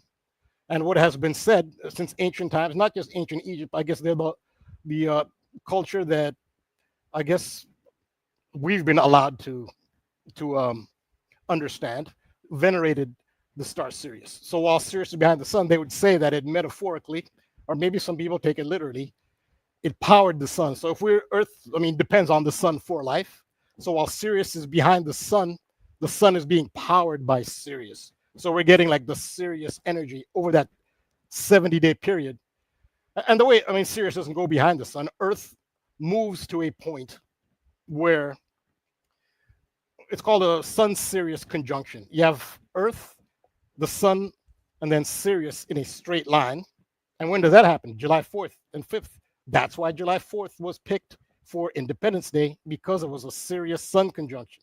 I can go into more, it's kind of off topic, as to how Sirius is coded into the establishment of the United States of America. But the establishment date was based on the veneration of the star Sirius when it's behind the sun. Now, when Earth moves to a point where Sirius comes back into view after the end of the 70-day period, that the very first point at which Sirius reappears, which it rises on the east, is called the heliacal rising of Sirius. In ancient Egypt, that is when they started their new year. The ancient Egyptian new year was based, it's called the Sothic, that's a Greek word for Sirius, was Sothis, the Sothic calendar. The new year started in ancient Egypt whenever the star Sirius reappeared, the heliacal rising of Sirius. So that was symbolic of the beginning of a new cycle. Now, if you look in modern times, now this changes over the years. It's not the same now as it was in ancient Egypt. There was a time when the heliacal rising of Sirius occurred on July 23rd. But in modern days, it happens. It's hard to even get an agreement when it is, but it also depends where you are in the world. But it's the first week of August, anywhere July. from what is that? Going to be July? The Sirius one? I'm not trying to. No, yeah. So yeah, the actual heliacal rising of Sirius now in modern time, as Sirius reappears, it's in August. It's at the beginning of August. Yeah. But in ancient times, there was a time. It changes. There was a time in ancient, you're going way back, when it was July 23rd. Now, this is honored in Freemasonry. In Freemasonry, they ceremonially will honor the heliacal rising of Sirius on the 23rd of July. Now, the reason they choose 23rd of July, even though it doesn't rise now, that's not the time it rises in modern times, is because 23rd July is emblematic of the beginning of a new cycle. Because in ancient Egypt, the new year started with the rising of Sirius. So the 23rd of July. May I add something? The nearby group, the Canaanites, there was Yahweh and Asherah before the biblical concept has taken over of just the one Yahweh. Yeah. And Asherah is the 70 strikes me, and I just wanted to point out that she was said to have given birth to the 7 Canaanite gods and pantheon. Rambo, you're familiar, it sounds like. I just did a decode on Asherah. If you go to my channel, I just did maybe 3 or 4 decodes ago. I was decoding the Texas floods, and I talked specifically about Asherah. And I actually did point out, I got a clip, I showed a clip from the Encyclopedia Britannica of how she is said to have birthed 70 gods. I did a decode on Ashura, absolutely. And I talked about how she used to be honored in the temple. In fact, they had what's called the Ashura pole or the Ashura tree. It could have been an almond tree or an olive tree. And that was removed from Judaism after the tribes of Benjamin and Judah returned from Babylon. When they returned from Babylon, that's when they removed Ashura. Yes, I did a whole decode on that. That's dope. Nick and I and Lisa and the Frauder himself, Frauder Ninja, we just did a show on Ashura related to the divine feminine and cannabis. And that's why as soon as you said 70, I was like, oh, there's the traditional and symbological being related to an astrological measurement. So great presentation. No, thanks for the contribution. Divine feminine, honestly, in all the work I've done, that's a topic I always revisit. I'd say divine/sacred feminine is arguably, I'd say that's my main topic, honestly. And that's a topic I do like to discuss in depth because it is so central. And it's actually been the main thrust of my, I'd say my most recent, maybe 4 decodes, especially going back to the Camp Mystic destruction when they had the floods in Texas of the Guadalupe River, and that was a sacred feminine symbol. When they highlight females in a disaster, it has to do with destruction of the sacred feminine. So yes, and Guadalupe is like the sacred feminine of North America, if you will. Absolutely, Our Lady of Guadalupe, yes, who has the starry night. She has the head covering, the shawl, which is navy blue with stars. They get that from the ancient Egyptian goddess Nut, who's the night sky. She's arched over the world forward with the navy blue background and the sky. And think of how similar, if you're familiar with that image, how similar that is to the flag of the United States. That blue background with the stars on it. That comes straight from ancient Egypt. That's Nut. You know what's interesting? Just want to throw that in. Well, first, like you would, Crowley would call that Newt, but Newt, yeah. Inside the lodges for the OTO, the ceilings are all done in kind of like black, but like almost like a bluish, and it has stars on the ceilings. And when I went to Rome, when I saw the Sistine Chapel, before that was painted over, the ceiling was the same shit. It was stars with that type of dark blue, black background. I just find that interesting how that seems to travel. Yeah, that was also on the different things. Yeah, also on the ceiling of the Temple of Hathor, which is in Dendera, Egypt. Hathor is the sacred feminine before Isis. Isis kind of replaced Hathor, but it has that on the ceiling. It has the blue. It's more a lighter blue. This one, a blue background and all the pentagrams. Of course, the color's faded now. The colors are much richer. I think we know where the stars and stripes came from for the United States flag. So it's all the sacred feminine too. So so the heliacal rising of Phoenix is ceremonially in Freemasonry honored on the 23rd of July, even though that's not the actual date. But the reason they do that is because the heliacal rising of Sirius started the new yearly cycle. And so 23rd July becomes the start of the new cycle, the heliacal rising of Sirius. So what is the end of a cycle? 22/7 would signify the end of the cycle because it's the pi number. The cycle is the circle, which is 22 divided by 7. So that's why they chose, if 22 divided by 7 ends the cycle, the full circle, then 23/7 is the beginning of the new cycle. And that's why 23rd July became the I say ceremonial or symbolic at least date for the heliacal rising of Sirius. It's based on this 22/7, which ties into the Ozzy Osbourne thing. Doesn't the 22/7 also coincide with 4/7? Like if you add the 22, you get a 4 and then a 7. And then you go back to, because Crowley was very adamant about everything is inverted. Everything is a mirror image of itself. So when you think of July 4th, that is a mirror image of 47. Time also equals 47. Now that you mention it, time equals 47. And the other thing with 47, because Nick and I have gone back and forth with 47, how much happened in 1947. I mean, the list is long, so I won't bore you with that. But Well, in he free, died. Yeah, so. do what? I think Crowley died too at 47. Yeah, Right? Crowley died in 47.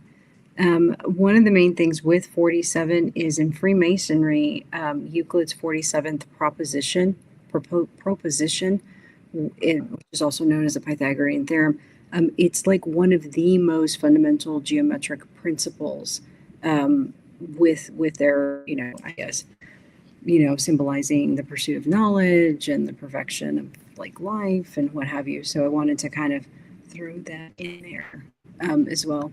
But the other thing is 4 7. 7 minus 4 is 3. So again, you have the 3, number 3. If you look at the DeLorean, DMC is like an inverted 3, like a downward 3. And if you look at the number 8, if you cut the 8 in half, it's a 3. It's a 33 looking at a mirror image of itself. I think the DeLorean guy, he died 8 years old. That's also another 8 in there, just to kind of build upon, again, the amazing presentation you're giving. The DeLorean guy, also lives in one of Trump's old houses. Mm-hmm. Yes. So get that shit. Yeah, so yeah, Trump has a Bedminster golf course in New Jersey. He bought that Bedminster golf course from John DeLorean. Yes, thank you. Yeah, that's true. Yeah. So Trump is in the middle of all of this on so many levels. Yeah. Don't ask me, just ask the New York Post. Yeah. So back to 131. Air Jordan was released.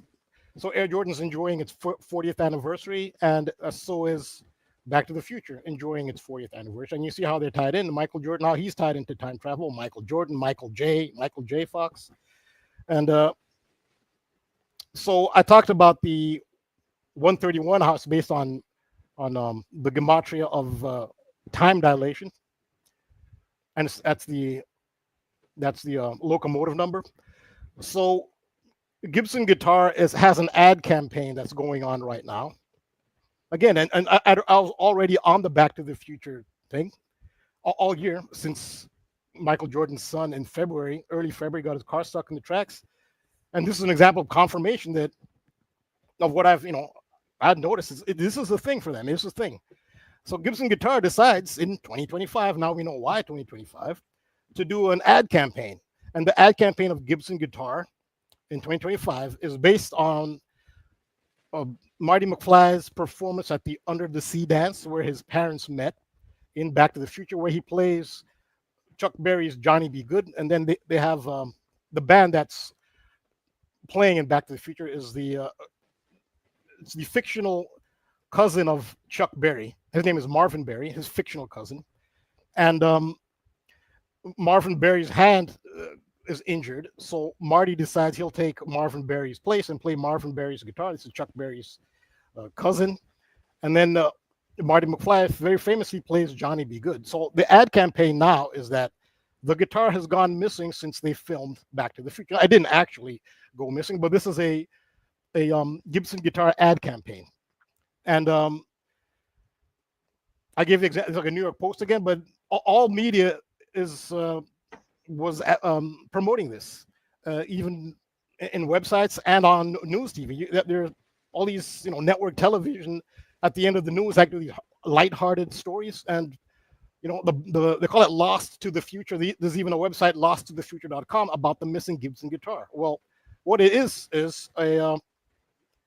it's a Gibson Guitar ad campaign. So in the reverse Pythagorean cipher, I put in Gibson Guitar ad campaign, and lo and behold, it sums to 131. Again, that is the number on the locomotive in Back to the Future 3, 131. And our Gibson Guitar ad campaign just happens to sum to that, and it has to do with time dilation and how old. So I just looked up Gibson Guitar Company.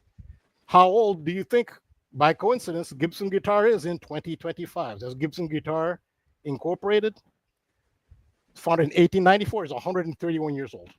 in What 2020. the fuck? This is how they coordinated. So 131 is it's a number. Hey, Rambo, if I could just add to that really quick to throw a little sports perspective on this. You and I were talking about this on one of our first weekly shows. If you wouldn't mind, sorry, the one with the Panthers on top of the courthouse. Yeah. So in the NHL this season, we had the Edmonton Oilers facing the Florida Panthers, right? And this, once again, is just another sports ritual that falls in line with everything else that Rambo's been touching on. Because Michael J. Fox is from Edmonton. You see what I'm saying? So that's the symbolism right there. I just want to throw that in there. And championship equals 131, right? So just tying that into the 131 you've been touching on. Yeah, but you predicted one of the Stanley Cup games. You know, talk about your prediction. Like you even predicted the score. You predicted the Panthers would win the game. It was on Michael J. Fox's birthday, and you predicted the 6-1. Tell them about your decode. You predicted I would have to go back and pull up all of the notes, but it really just had to do with the fact that as soon as I looked into it, it was Michael J. Fox's birthday, and I want to say that the final score actually landed on his birthday, like his 64th birthday. It was something like that. But I can revisit it. But So it was one of the Stanley Cup games. It was Michael J. Fox's birthday is June 9th, which interestingly is one of the gematria values of Saturn is 69. So his birthday is June 9th. There was a Stanley Cup game. Now he's from Edmonton. The Edmonton Oilers were facing the Florida Panthers in the Stanley Cup. The Hill Valley Clock is flanked by two Panthers. So this actually predicted that game. And then AJ, I mean, I showed the symbology, but AJ did the decode. So on Michael J. Fox's birthday, there was a Stanley Cup game. It's a best of 7 series. On his birthday, June 9th, 2025, AJ, before the game, predicted that the Panthers would win. It had to do with their records. I think one of them had a... Yeah, so anyway, it was Michael J. Fox's 64th birthday, too, in 2025. Why is that significant? Because 64 is 8 times 8. 8 by 8, 88. That's the escape velocity of the DeLorean, 88.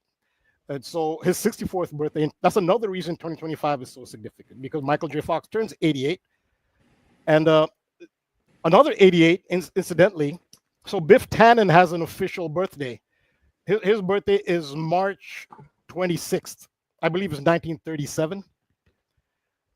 That's Biff Tannen, not the actor who played Biff Tannen, but Biff Tannen's birthday, the character. His birthday is March 26th, 1937. That means in 2025, Biff Tannen turned 88 years old on March 26th. Another reason why 2025 is so connected to Back to the Future. So time is also 61 in gematria, and AJ actually mentioned time was 61. Well, the Panthers defeated the Oilers 6-1 on Michael J. Fox's birthday. That's what it was. That's what it was. So I'm in Edmonton. I'm from Edmonton. Okay. And so I play in bands and stuff or whatever, right? And I recently added a lyric like 2 days ago to a song like we're recording, and it had to do with the night that we booked our recordings was the day the Oilers lost the finals. And the line I added was, my hourglass got flipped upside down. We watched the sands of time fly up from the ground. An hour after the Oilers lost in the finals, there was this crazy sandstorm, like dust storm, sandstorm that ripped through Edmonton. Like the whole city got it. Like, wow. And I was making jokes like, because I like walked in, I said I like walked through this sandworm. And then everyone like referenced different movies where like sandworms were a thing, like Beetlejuice, Dune, like all these things, which was like a funny part. But I was tripping because I wrote that lyric. But this is like, that's just trippy that like there was some symbolic sandstorm hourglass thing. And I saw it. That's how I saw it, not knowing what I saw. And then I've incorporated that into my lyrics. And you guys just like validated that. That's trippy. Yeah, this is one of the mysteries of these synchronicities. This is a mysterious place we live in. Rambo, I have one more thing to add. I promise it'll be the last time I interrupt you. You No, keep that's saying fine, that's 131, and it was jogging that I had to look up to make sure. So there is a specific amino acid site on the Parkin protein that when you add a phosphate group to that area and the enzyme doesn't do its thing that it does, it will negatively impact that protein, leading to Parkinson's disease. That specific amino acid site is referred to as Parkin serine 131. Just thought I'd add that. Lisa! What is it? It was Parkin's what? Could you? Parkin serine 131. Serene? Serine. Parkin, Parkin. And it's That is amazing. Yeah. amino acid site that when it's phosphorylated, it leads to Parkinson's disease. I was gonna say, ain't it a shame they predicted all this stuff in Back to Yeah. the Future, but they couldn't have slipped some shit in like, Michael, drink more orange juice. You're gonna get fucked up in the future. Yeah. On some fucking Parkinson Yeah. shit. It's I don't know if it protects us or if it leads to it, but it's definitely in the study for Parkinson's disease. But it is 131 for sure. And there is a correlation with the Parkinson's research on that. No, And thanks. And you know, they had picked another guy to play Marty. Yeah. Yeah, they did. They did. They replaced him later. Mm-hmm. They had picked Eric Schultz and they were like, we're not really feeling it. It needs to be Michael J. Fox. They did film a little bit with the other guy too before they decided to replace him. So it's like it had to be him. Yeah. You know? Yep, exactly. I thought that's really cool. No, thanks. That's an amazing synchronicity. Yeah, that just bugged out. Yeah, and thank you, Rambo, for reminding me about that pick. I mean, I guess to plug myself really quick, once again, I do have a Patreon channel, patreon.com/on-the-money-ball, just with 2 L's in ball. But this is what Rambo was talking about. So back on June 9th, right, what I shared with my subscribers is I said, take the Panthers or live bet them if they're down. That's what you'll get better value. And what all I pointed out was with a win versus Edmonton, Michael J. Fox's hometown, on his 64th birthday, the Panthers would improve to 6-4 versus the Oilers in the playoffs all time, while the Oilers would drop to 6-4 on the road during this year's playoffs. So it was like a quadruple 64 alignment on Michael J. Fox's 64th birthday, who's from Edmonton. And I said, don't forget that 2 Panthers stood next to the clock tower in Back to the Future, and the Panthers can pick up their second win of the series. Right. And then I just add some kind of visuals to showcase what I was talking about. So. Yeah. And also, so the Florida Panthers won the Stanley Cup 2025, but they also won it in 2024. So the Panthers are back-to-back Stanley Cup champions. And what do you see 2 on Panthers. the clock tower? Back-to-back Panthers. Which, Yeah, there you go. it's back-to-back Panthers. So they coded that, and they beat the Edmonton Oilers, which is the hometown of Michael J. Fox. So it's coded here. They are back-to-back Panthers. I have one last. I'm going to end it with one last sports prediction, which Back to the Future had, and it may have implications for an upcoming sports event. So I noticed this. Very few people notice this. Looking at the opening credits. I mean, as soon as the movie starts, the first one, as the credits are still popping up on the screen, the camera pans across a whole variety of clocks in Doc Brown's house. He has tons of clocks, and it's panning over the clocks. Now, sports has nothing to do with the first Back to the Future. There's nothing to do with sports at all in it. And I did notice that one of the clocks, as they pan through, just one was a Denver Broncos clock, which was this one here. It had a Denver Broncos helmet, and I was thinking, that's sports related. Why the Denver Broncos? It takes place in Hill Valley, which is it's a fictional suburb of Los Angeles.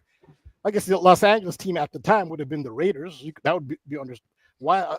In fact, the Denver Broncos themselves did contact, I think, Bob Gale, and asked him, "Were you secretly telling us that Doc Brown is a Denver Broncos fan?" The Denver Broncos themselves. But I'd noticed this myself. Like, wow, and of course, you know how they are. They don't really give an answer. They don't tell you what it means.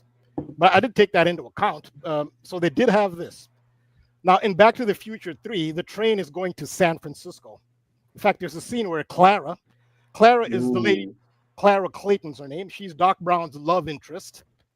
She goes to buy a ticket on the train. Again, this is locomotive 131, which he hijacks. But the train is going to San Francisco, and she says, "Where's the train going?"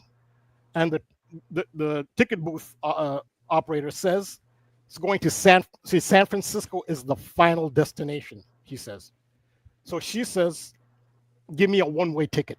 So she's taking a one-way ticket to San Francisco, and her name is Clara, which is very significant because the San Francisco 49ers of the NFL, National Football League, they play in a suburb of San Francisco known as Santa Clara, California.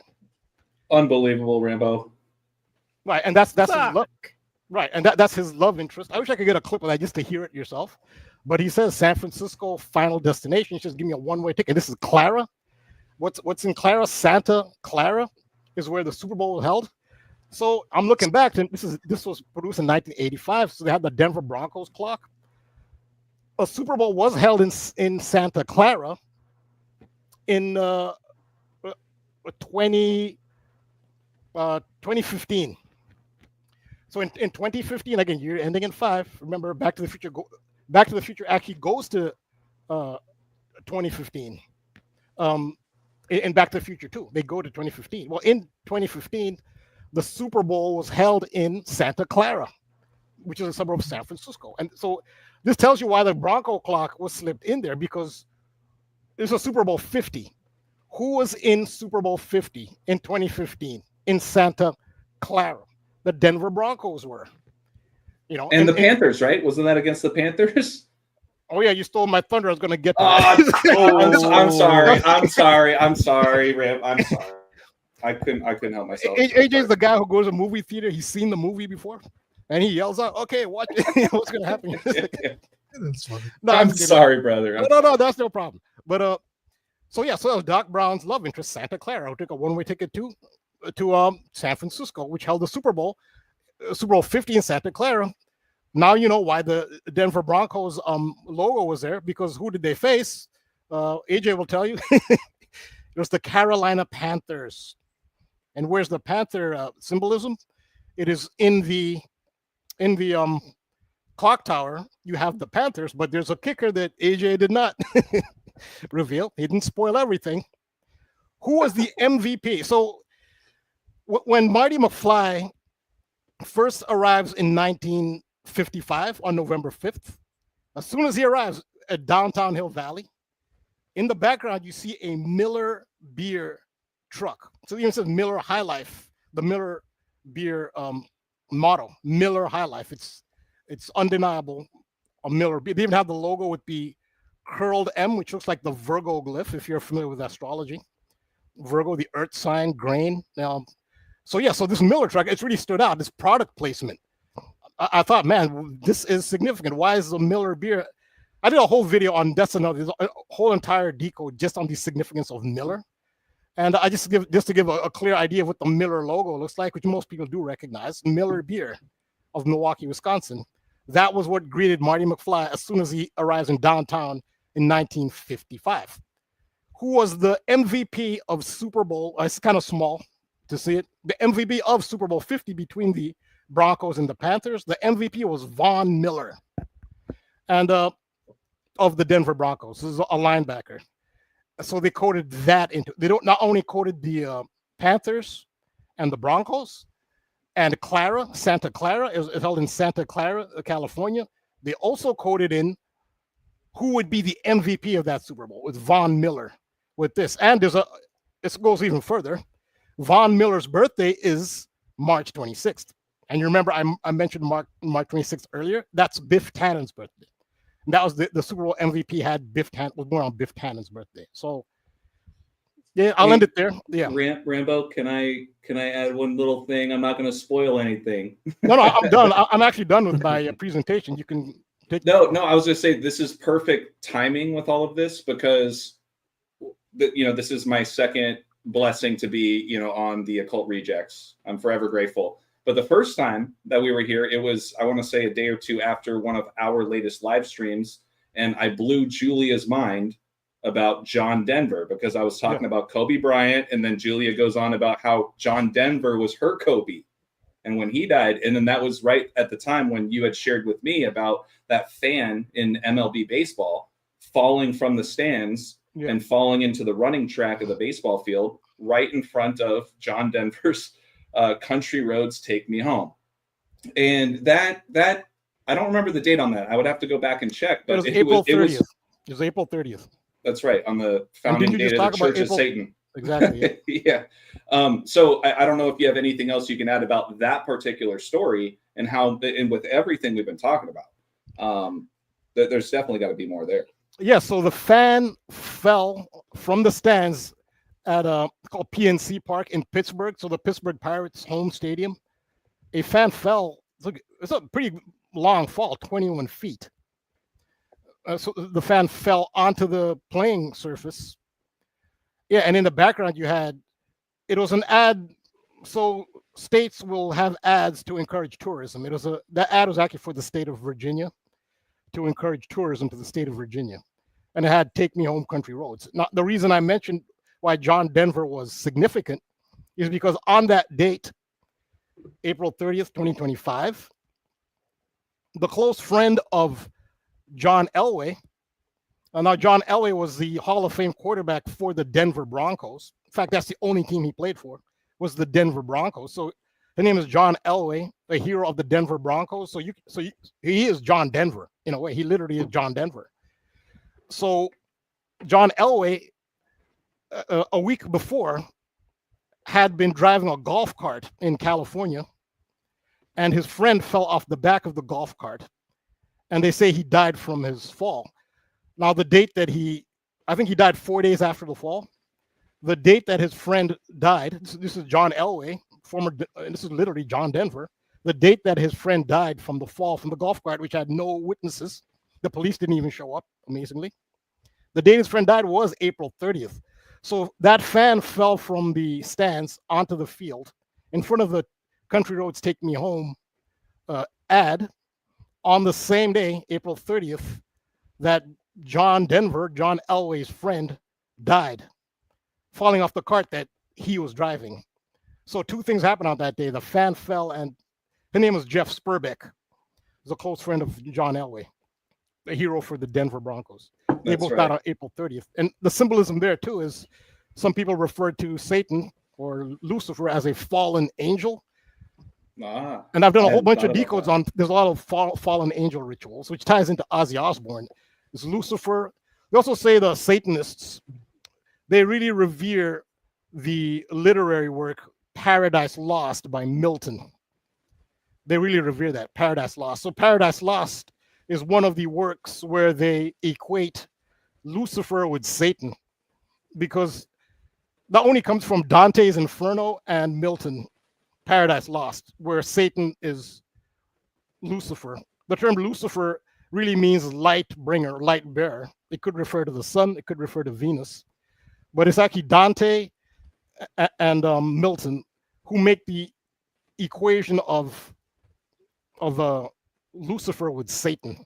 And that comes from the Bible. If you look at the original Bible verse, with art thou fallen from heaven, Lucifer, son of the morning?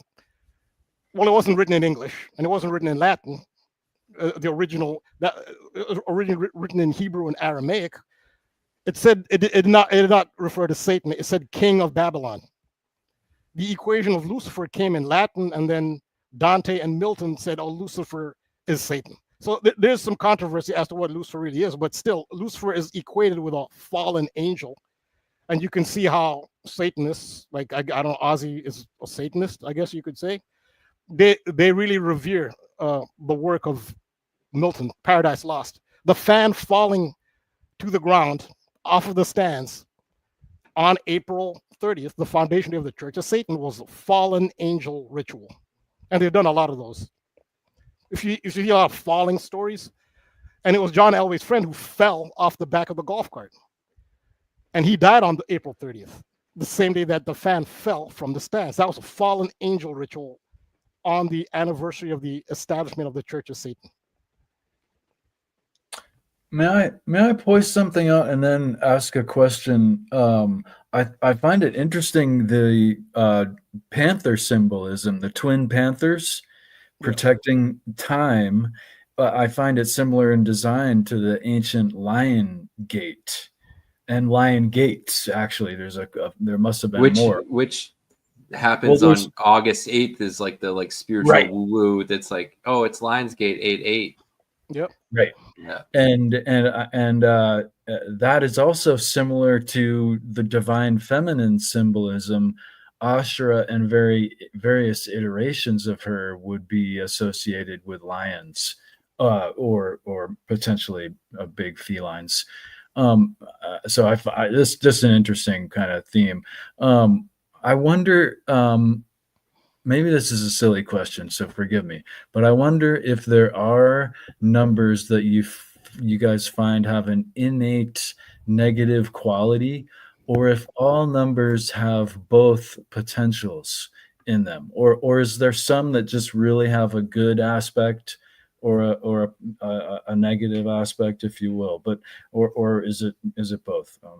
Thanks for entertaining that. I would say in general, and it's the same with symbols, there's a positive side and a negative side. The number, I guess, would be the most positive that I could think of, might be the number 1. I think that's you think of the Matrix, Neo is the 1, and 1 is, so it symbolizes balance and wholeness, and 1. I don't know. I can't really think of. I guess it could be negative if you think of it in terms of ego. I don't know, but I would say number 1 to me has mostly positive connotation. But in general, I'd say, as with other symbols, there's a positive and a negative side to both. What I would say, in what I've found, and this is a personal take, is that I do find that there are sections of numbers that get like a little bit weirder. Like it's a weird thing. Like I would say that like anything in the 130s, so from something that equals 130 to 139 has a very like weird, with that 13 at the front of it, has a very like, the words that all equal that seem to kind of like gel together and have like maybe a little more static. And then I would say like the 150s, where it's like the 15 is the 6, more harmonious, like that a lot of the 150s are really good. But that's still, it comes down to like per word and per whatever. But yeah, you can get a positive or a negative from it at the end of the day, for sure. That's also I have a question. Yeah, go ahead. Sorry. No, I go was ahead. just gonna ask if somebody could throw in like a couple of references from like Back to the Future 3. I know you talked about it's significant that his dog's name was Einstein, but in the third one, his dog's name is Copernicus. And I wonder what Copernicus could add up to, or if that might be significant in some way. Well, it's Capricornus. The Copernicus switched from the flat Earth to the round Earth. Right. Theory and whatever, right? But it's Capricornus, right? When Saturn rules Capricorn, back to Saturn, back to time. Okay, right, right. Because it's like the dog in Back to the Future 1, the only dog we meet is Einstein, but by the third one, Doc has like his dog from the past. His name is Copernicus, and when you were going over the Einstein stuff, I was like, I wonder if he brings that up, because I always thought that was a weird name to have your dog Copernicus. Like, it's a fucking ugly name, you know? Yeah, that's a great addition, but it also goes along the lines of Back to the Future 3, the locomotive's final stop being San Francisco, because in San Francisco, which is related to football, so the next Super Bowl is going to be held in San Francisco, in Super Bowl 60, which is on February. So the next Super Bowl is the season's going to start in September this year. Super Bowl will be on February 8th, 2026 in San Francisco, in Santa Clara. So Back to the Future very well could hold the clues to the next, because clearly they not only told you who'll be in the Super Bowl in Back to the Future in Super Bowl 50 in San Francisco. They told you who the MVP. They even told you who'd be the MVP, Miller. So Super Bowl's back in San Francisco, back in Santa Clara. The actress who plays Clara, her birthday is February 8th, the day of the Super Bowl in 2026.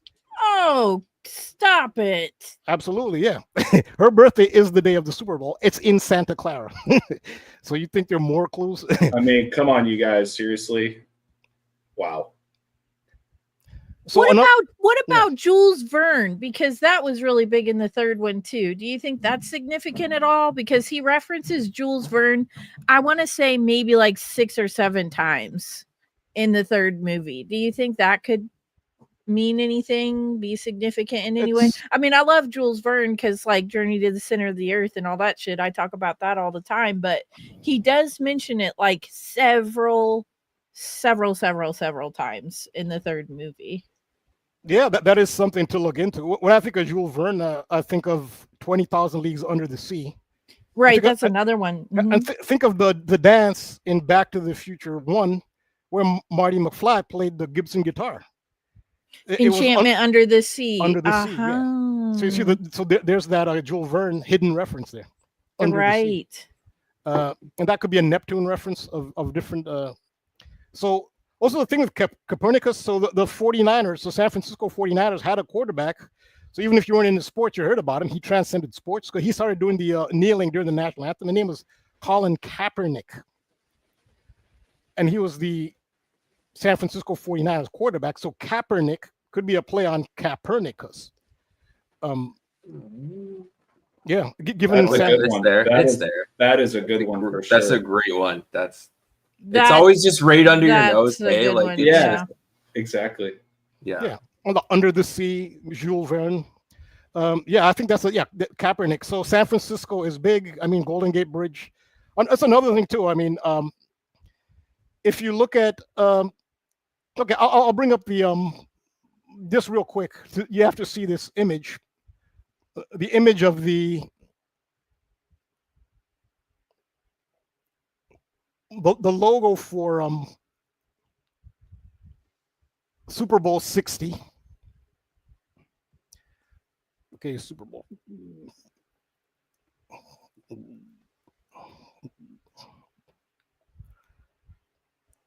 So it's a Super Bowl 60, again, February 8th. Levi Stadium, Santa Clara. If I look at a close-up of the logo, what do you see? Twin Pines. Remember Marty Oh McFly? my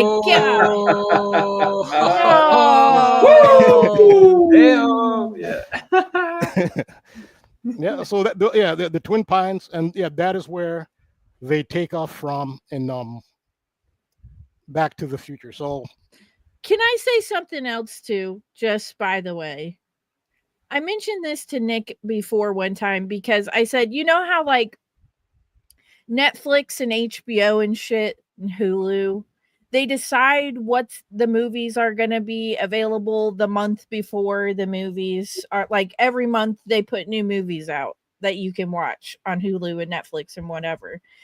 And the month that the Pope died, they put a bunch of like dead popes and weird Pope movies on Hulu before we even knew that he was going to die. Right. Yeah. So this month, if you are, if you have Hulu, they added Back to the Future 1, 2, and 3 for this month. And now we're sitting here having this conversation. And I've just watched Back to the Future 3 like a couple days ago. And I was like, oh, damn, I love this one. It's my favorite one. And I think it's just interesting, like timing and shit. Like we're having this discussion right now. And if you go to Hulu right now, you can watch all 3 of them. They just added them on to Hulu. The whole trilogy, I guess you call it, but yeah, just weird synchronicities. So this is why it's good to have multiple people looking at these clues, because one person can't notice all these clues. Right. So who knows how many clues we're missing, that they're putting out there. But so this is just showing you the actress who plays Clara Clayton in Back to the Future. That's her birthday, February 8th. Mary's team. That's the date of the next Super Bowl. And in Back to the Future 3, she says, she's buying a one-way ticket to San Francisco, and the Super Bowl's in Santa Clara. And Nick, there's your 82 again. The way February 8th is written is 8/2 in the majority of the world. The 8th of February, right? Yeah. And then it's also in 2026, so it's like 2, and then the 26, which is 8. Like it's like a 2828 or an 8282 going on. Well, and I just thought of this. You guys think about how her first name is Mary, kind of like Virgin Mary, right? Virginia, Maryland. This kind of goes back to the divine feminine that Ethan and Rambo were talking about. I don't have time to break it down, but S and F are letters of Virgo. I don't have time to break that all down, but I take the alphabet and break it down over the astrological and everything. And SF and San Francisco and all that is Virgo, like Hondo. Yeah, there was a lot of Virgo symbolism in the movie. Yeah. Remember I showed you the Miller beer? Yeah. Their logo, their M actually looks like, I think it's done deliberately, the Virgo glyph. We got the little curved little tail on the M. And Virgo's an earth sign. And so beer has to do with grain. The Super Bowl starts in Virgo season, or the NFL starts in Virgo season every year too. Yeah. And Virgo is ruled by Mercury. Mercury also rules the realm of travel and transportation, which also rules Gemini. Mercury rules Gemini and Virgo. So Marty, they had to pick a Gemini or a Virgo to play Marty McFly. In fact, Marty McFly has an official birthday separate from Michael J. Fox. Michael J. Fox's birthday is Gemini. It's June 9th. And Marty McFly's birthday is June 12th. So he had to be a Gemini as well. That has to do with Mercury, which rules, again, that's travel and transportation. And again, the magic square of Mercury is 8 by 8. Yeah, I was going to bring that. Yeah, I was going to bring up the Kabbalistic sphere. Yeah, and also on 8. Yeah, and the orbital cycle of the planet Mercury is 88 days in Earth time. So there's all Mercury symbolism as the god of travel and transportation. Yeah. I've shown many examples of how they encode Mercury as that aspect of Mercury in a lot of things, like Goodyear tire has the heel of Mercury with the wing. In New York City, you have Grand Central Terminal. On the southern facade, there's a statue of Mercury, the Roman god Mercury, because it's Grand Central Terminal. It's a travel hub. So yeah, there are many examples. So yeah, as far as Mercury ruling Virgo, since you brought up Virgo, yeah, Mercury is related. It's very much related to Back to the Future and travel, and the 88 too.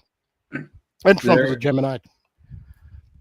Oh yeah, there's one thing that struck my mind during the whole presentation and everything, and it's funny what cued it in, which was the way Klaus Schwab said Putin. He said poutine, which is a Canadian dish where you take French fries and you put cheese on it, then you put gravy over top. Then that got me thinking about the mud floods, and we don't have to go there or anything, but the fact that it's like this and we're like on the cusp of a reset or what's happening, some sort of time thing, some sort of shift, the fact that Tartaria equals 88. I couldn't stop thinking about that the whole time you're doing that presentation, that like Tartaria would be about the whole kind of similar kind of thing. There's probably back in the day, they were probably doing the same thing. Like, what does this 88 mean? And then boom, right? That dish also sounds like you would have quite a mud flood in the bathroom.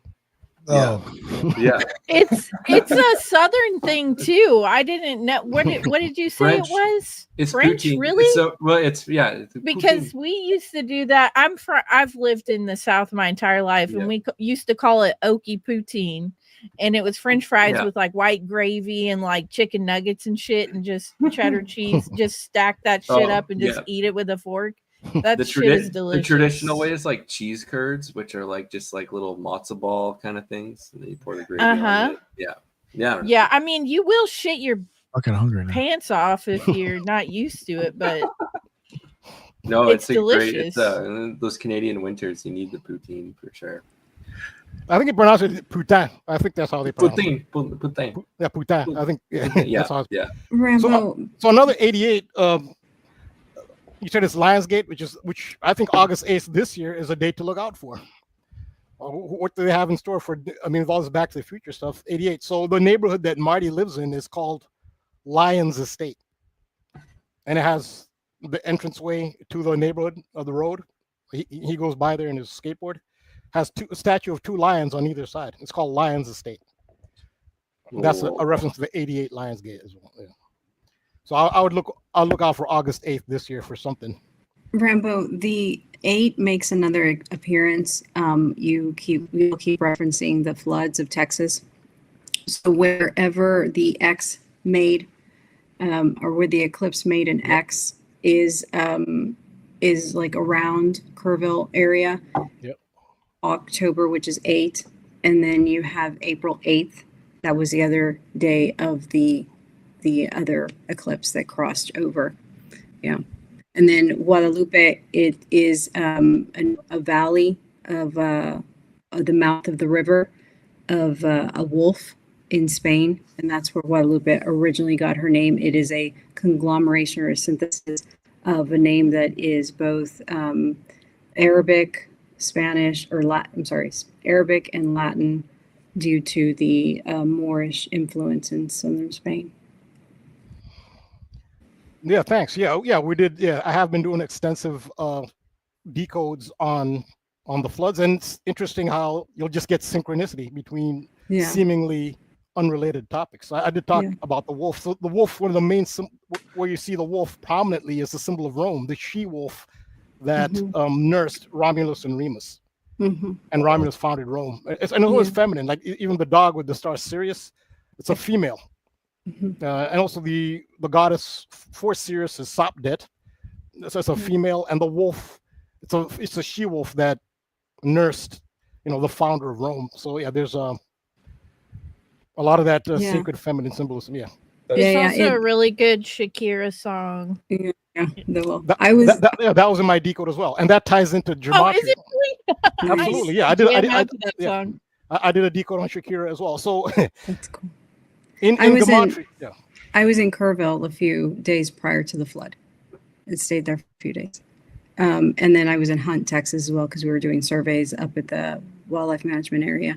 So I was in that area, and it's heavily German influenced, that central Texas area. It's all limestone. And so they've lost a lot of their native grasses. And so the floods are a lot more pronounced, and even more so now. But yeah, it was, and then the cloud seeding that was happening 2 days prior. I can definitely attest to that for sure. I mean, being in Austin, I was here for the eclipse, and obviously I had gone through the floods during Independence Day. But yeah, I'll just say, Rambo and I were talking about this once again from a sports perspective. When the eclipse happened and everything, we were looking into college basketball March Madness, and what we had noticed was that there were a handful of teams that had a good chance of making it to the Final Four that all had direct alignments with the moon, right? And how the moon controls the tides. And you were just mentioning the wolf reference.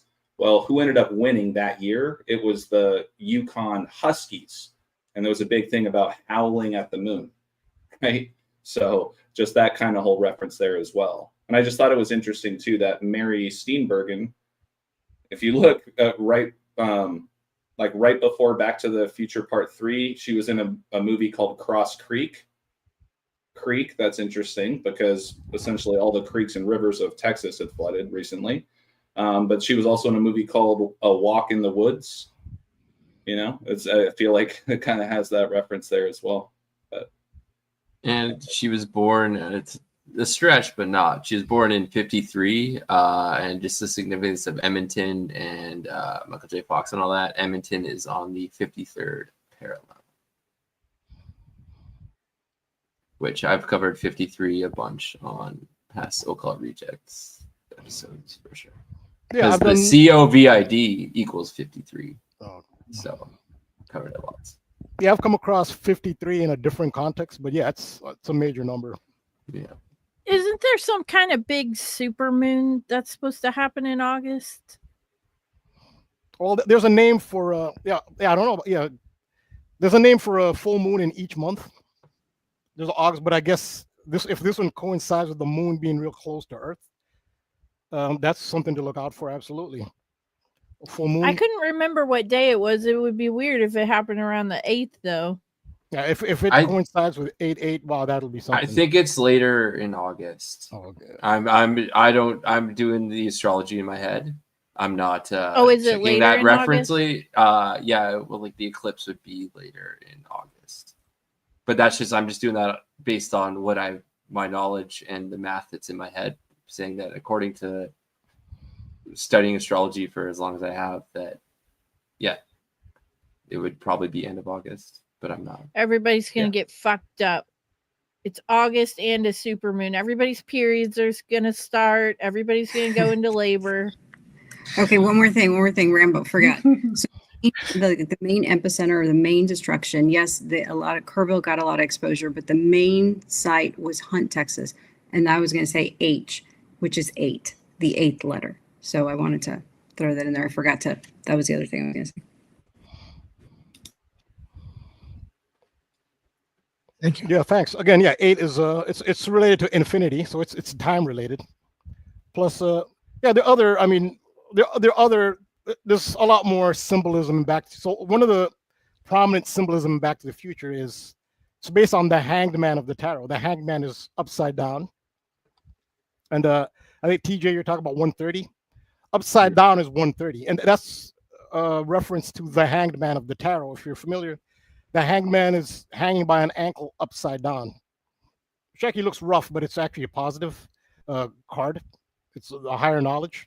It's basically you're a heretic. You're seen by the world as a heretic, but the one who sees the truth is the one who looks at it from a different angle. He has the glow of enlightenment, but he's hanging upside down. But that's also related to time. In the French tarot, the Marseille, the hangman is called le pendu. Pendu means hanged in French, but it's Pendu, which is pendu, like pendulum. So the hangman can represent time as well, the pendulum of a clock. And in Back to the Future, especially 3, you see a lot of hanged man symbolism because of, again, it's the hangman, it's the pendulum. It's even think of the Golden Gate Bridge, it's a suspension bridge. That's what the hangman is, suspended. And so Clara actually on the locomotive, her dress gets caught and she slips and she hangs upside down on the side of the locomotive. I was gonna say that. Oh, yeah. So that's a major they're symbolizing the hanged man. Another scene where they symbolize the hanged man is there's a scene where they have an old clock tower in Back to the Future 3 where Marty McFly, it's Mad Dog Buford, tries to hang him. Now, this ain't the official story of the movie, is that they didn't use it wasn't a stunt or any special effects. They literally asphyxiated Michael J. Fox, and they say he almost died in that scene. They took it way too far if that's true. But that's another hanged man scene. Another hanged man symbolism is in Back to the Future 2, where Marty's father, George, has a hoverboard, but he rides the hoverboard upside down. Upside so down. Oh, shit. Upside down. I got a little lag there. But yeah, he likes to float upside down with the hoverboard in Back to the Future 2. So that's a big part of the symbolism there in Back to the Future, because the hangman is related to time, the pendulum of the clock. And there could be clues to the next Super Bowl, Super Bowl 60. And the way I see it is it could indicate the Baltimore Ravens. Now, the reason I say Baltimore Ravens could be indicated, number one, she's wearing purple. The Baltimore, I don't know how many of you are familiar with football, but I'm very familiar with the Baltimore Ravens just because my ex-husband loved them, but their claim to fame is the master of death himself, isn't it? Edgar Allan Poe. Edgar Allan Poe, the Raven. Now, the Raven is a symbol of the Norse god Odin. Odin had 2 ravens, Hugin and Munin. Odin is the hangman because Odin is said I was going to say that earlier, so I'm glad it came back around. Oh, okay. Yeah. So in Norse mythology, Odin self-sacrificed. He gouged out an eye for higher knowledge, no sacrifice for higher consciousness. He wasn't even satisfied with that. He hung upside down on the tree of Yggdrasil in order to obtain the secret of the runes. And he hung upside down. So some tarot decks actually depict Odin for the hangman. And Odin is directly related to the raven because the ravens are the bird of Odin. So when you see, are you saying you think the Ravens are gonna take it to the Super Bowl? I see a lot of Raven symbolism. I'm not advising you to bet. If you lose your money, you get mad at me. I'm No, just saying, I won't get mad at you, but I'm trying to get $1. You know what I'm saying? So yeah, I mean, so this is the symbolism I see. So you kind of have to go a little deeper, understanding the Hanged Man and how the Hanged Man represents Odin. Odin is the Hanged Man. His birds are the ravens, and the Baltimore Ravens wear purple. That train is going to San Francisco. Clara is taken to San Francisco. The Super Bowl will be held in Santa Clara. The woman who plays Clara, her birthday is on the Super Bowl. The Super Bowl is on her birthday. And she's wearing purple while doing the Hangman. The Raven is the, again, purple is the Baltimore Ravens. The Raven is the god of Odin, the Hanged Man. Now, another thing is I talked about Biff Tannen's birthday. Biff Tannen was born March 26th. He'll be 88 years old, Biff Tannen, at the time of the Super Bowl, which is the big Back to the Future number. Who else was born? So this is also the birthday of Von Miller, who was the MVP of the last time the Super Bowl was held in Santa Clara, which they quoted that into Back to the Future, Miller. So who else was born on that date? March 26th. This is a big date, March 26th. I have a whole decode coming up on that date, March 26th. Nancy Pelosi was born on March 26th. Fuck that. Yeah, she's a San Francisco politician, but she was born in Baltimore. Well, then they're gonna lose because anybody that's got no shit to do with her is they're going downtown. But I remember March 26th, that's Biff Tannen's birthday. It's Nancy Pelosi's birthday. She connects Baltimore to San Francisco. She was born in Baltimore. What happened, was it 2 years ago or last year? I lose track. On March 26th, the bridge collapsed in Baltimore on March 26th. That's what I'm saying. I'm saying if the Ravens make it to the Super Bowl, they're going to probably fucking lose because of Nancy Pelosi. And you heard it here first on the Occult Rejects on Wednesday, July 23rd at approximately 8:19 Pacific time. If they make it, they might lose. So remember, the Francis Scott Key Bridge in Baltimore collapsed on March 26th. It was Biff Tannen's birthday. It was Nancy Pelosi's birthday. The bridge collapsed. I blame Nancy. That's what I'm saying. So in Back to the Future, before Doc hatched the plan with Marty, we're going to hijack the locomotive and we're going to push it on this bridge and it'll push us to 88. Now, what Marty pointed out, he looked at the map. He said, wait a minute, there's no bridge. The bridge is actually out. It reaches the beginning of the ravine and then it stops.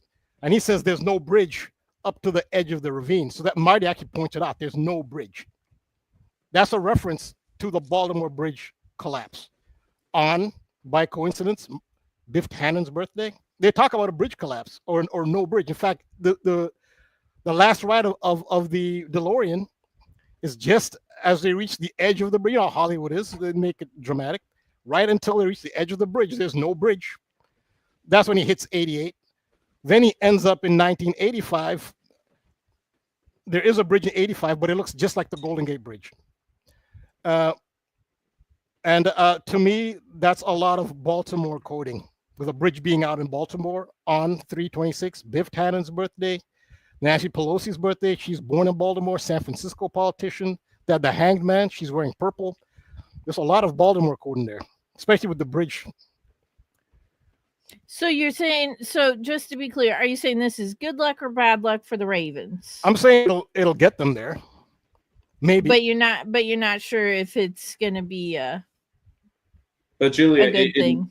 Julia, in sports betting, like right now, if you found a platform that's eligible where you live, you could look into NFL futures as far as just even teams that will get there.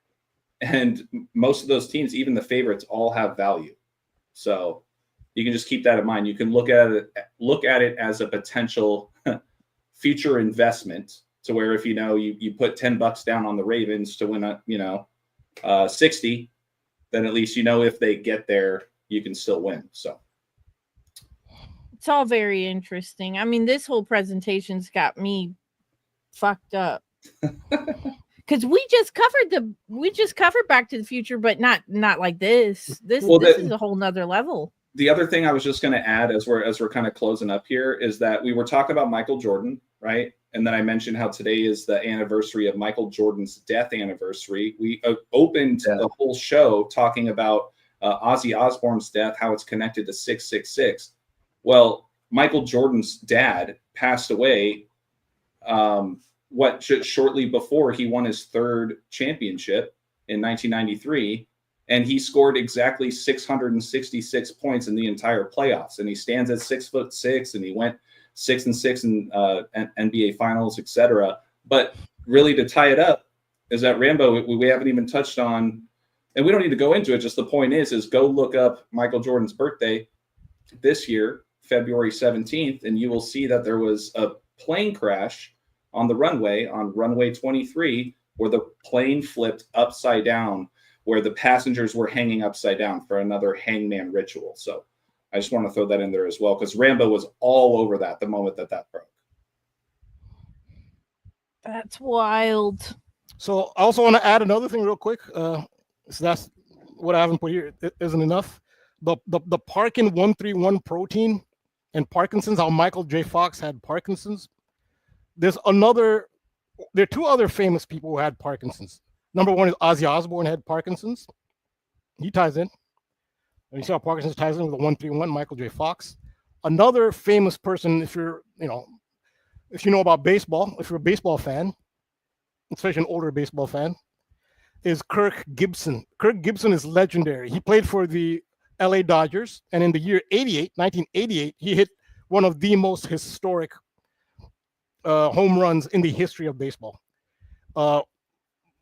And his name is Kirk Gibson. That's the name of the guitar. Gibson Guitar is now doing the promotion of the Gibson guitar that was played in Back to the Future 1. Hey. Now, Kirk Gibson, again, he was a big hero in 88 for the Dodgers. Kirk Gibson won the World Series with two teams, the LA Dodgers in 88, but he also won it with the Detroit Tigers. Now, he has Parkinson's too, so he ties into it. In fact, if you look at, I look on ESPN, they're talking about Kirk Gibson. They'll almost very, very often will mention Michael J. Fox in conjunction with Kirk Gibson because they both have Parkinson's. Well, this year started in Major League Baseball. The LA Dodgers, who were the reigning champions, their home opener was against the Los Angeles Dodgers. And they're in different leagues. One's a National League, American League, but the LA Dodgers reigning champions, their home opener of the 2025 season was against the Detroit Tigers. And guess who threw out the ceremonial first pitch? They brought out Kirk Gibson. And this ties in with the Gibson guitar. And again, so if the odds are kind of they aren't that great because they're favorites. The Detroit Tigers and LA Dodgers are two of the best Major League Baseball teams to tie in, but it ties into the whole Gibson theme. And they've already done a theme around Gibson in 88 in Major League Baseball. So just to mention that on the Gibson note. And What the a crash fest this has been. Jesus And then Christ. both of them having Parkinson's, like Ozzy too, because his name is John Michael. So that Michael J is just pumping it. Yeah. Oh, yeah. Yeah. Once again, like you said earlier, TJ, like right under your nose. Yeah. It is right there. If you just look at the wordplay, Now, there is a related movie to this. I'm not going to go into it. It's too late now to get into it. But a companion movie to this, which has a lot of potential clues, is Donnie Darko, which is a time travel movie. Now, who were you just talking about? Say that and then be like, we but just I'm talking not about going to who get into it. Oh my God. Donald.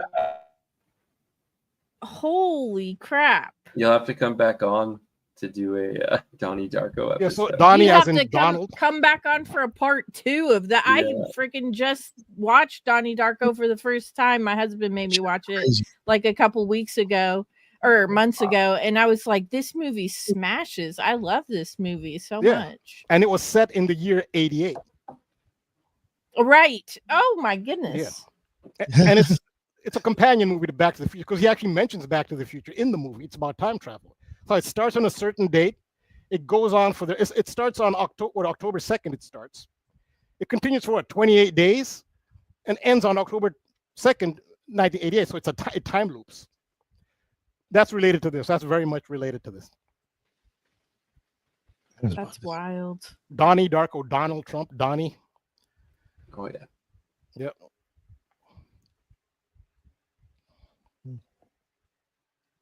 Was there anything anybody else wanted to mention or anything? Bring up? All I'm going to say, I guess, for kind of my closing piece, Nick, thank you first and foremost for allowing us the opportunity to hang out with you guys. And I really appreciate all the comments in the chat. Everyone's been awesome, adding to everything we've been talking about. And it's just, I was really excited to come back, and I really appreciate it, Nick. Thank you so much. And thank you, Rambo. I really appreciate, you making time for yourself to jump on as well. And as always, I got to thank TJ, because I never would have gotten connected with the Occult Rejects if it wasn't for TJ. So it means a lot. It's an absolute blessing to see Julia again, as well as Ethan and Elle. It was very, very nice to meet you as well. I think this was a really fun collaboration. And I'll leave you guys with this. On my Patreon page, patreon.com/onthemoneyball, 2 L's. I also took the Chicago White Sox, who were big underdogs on the road today. They suck. I took them to beat the Tampa Bay Rays in Florida today, because think about this, you guys. Like we said, today is the anniversary of the death of Michael Jordan's father. His full name is Raymond James Jordan. And Tampa Bay, even though we're talking about baseball, is home of James Raymond Stadium. Okay.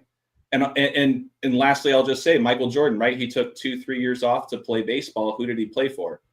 He played for, well, a handful of teams, but maybe not a handful, but he played for the Chicago White Sox. So for me, it was that simple. I was like, the White Sox could win on Michael Jordan's father's death anniversary and do so in Tampa Bay, which is home of James Raymond Stadium. And that directly aligns with MJ's father's full name. So make sure to check it out, you guys. Once again, thank you, Nick. Thank you, everybody. I had a freaking blast with all of you guys. You're the best. Oh yeah, no, this was fun. We definitely have to do it again. Thank you again, AJ and Rambo. Real quick, AJ, I know you kind of plugged some stuff, but you want to plug where everybody can find you again? Yeah, all I will say is I really appreciate the love and the support. Please make sure to hit that like and subscribe. You can follow me once again at Ball Don't Lie, with 3 L's in Ball, and that's both on YouTube and on Instagram. And I have the links for the other paid subscription stuff for the sports betting and whatnot. But Rambo and I do a weekly show every week on my channel on Tuesday nights, which is 7 p.m. Pacific, 9 p.m. Central, 10 p.m. Eastern. We also connect with a dear friend of mine. His name is Decoding with Cody, 589. He has a very large platform himself. And I've been blessed to connect Rambo with Cody as well. So we get together every week to talk about what's the latest in the news and what we're looking at. So thank you again, Nick. Appreciate it. No, thank you. I appreciate you coming on. And Rambo, please. Yeah, well, thank you, Nick, for hosting me, and thank you, AJ, for getting us together. And no, it was a great show. It was fun, and thanks for everybody else for their contributions. They had great contributions, and I can be my work can be seen at patreon.com/thetruthcodes, and I'm also on Instagram at thetruthcodes. That's where I can be found. Awesome. Thank you very much. Again, I really appreciate you guys coming on and the presentations and everything. I love it. It was awesome. I think you definitely had all of us like, what the fuck? And everybody in the chat was loving it, both sides. Before we wrap it up, we'll let the other rejects here. Lisa, thank you very much for joining us. Is there anything you want to say or plug before we wrap it up? Just that both TJ and Ethan contribute to occultresearchinstitute.org. And please check us out at occultresearchinstitute.org. Thank you. Awesome. Thank you very much. And Ethan, you want to let everybody know where they can find all your amazing work again? Yeah, Ethan Indigo Smith. I'm on all the usual suspects of the social media, and always appreciate communication. Got a bunch of writing out there. Rambo, that was awesome. AJ, everybody, thank you so much. And yeah, everyone check out my book, Matrix of Four. I think it's got powerful observation. Dang it! I ruined it. Sorry, guys. Motion No, camera. you didn't ruin it all. Thanks for the AI camera. Yeah, there you go. thank you, AJ, and thank you everybody. That was really interesting, mind blowing. Thank you. And Ethan, also you do a thing every like Sunday with Headless and Ricardo, right? That's right. Yeah, Ricardo and Headless and I have been doing the trialogue, and we try to each bring an idea, spontaneous without the others knowing, and just discuss it live. And it's been interesting. It's been positive. That's awesome, man. That's awesome. Yeah, people check that out if you haven't yet already. And Julia, please let everybody know where they can find your work. I thoroughly enjoyed this episode. Rambo, AJ killed it, loved it. What more can I say? The chat was on fire as well. If I could comment, said some stuff, but it won't let me join the chat for some reason. But hey, if anybody wants to work with me, they can send me an email. Ghost.peach@outlook.com is where you can reach me if you want to work with me, come on my show, or I come on your show. It doesn't matter. I'll go on anybody's show. I don't care. But I had a great time. And thanks again, Nick. This was an awesome episode. Oh, yeah, no, thank you. Thank you for coming in. And last but not least, TJ, what is going on, sir? Please remind everybody where they can find all your stuff. Yo, thanks for everyone listening. Thanks for everyone on the panel, Rambo, AJ, everyone else. At Contemporary Problems _ start there. I'm on TikTok, Instagram, all those places. I've been too busy playing music and all that to be podcasting too much over the past couple months, but I also have a couple bands, couple different albums coming out and stuff, so that's pretty hype. I'm pretty stoked on that. So we're entering the studio right away, so now I have time again to be podcasting and all that, so I'm stoked to get back on that. Yeah. Thank you very much. I appreciate it, TJ. Yeah, and again, like I said, it's been a while, but at least you are enjoying yourself. You're doing other things, so that's what's up. I'm glad you're pursuing the music. And thank you everybody in the chat. That is what's up. We had a lot of people in there from other, I guess from the other channel too. And it was great stuff in there, and I really love it when everybody tries to add to it, and that's exactly what happened, and that's why we go live. But until the next one, everybody be well. Take care.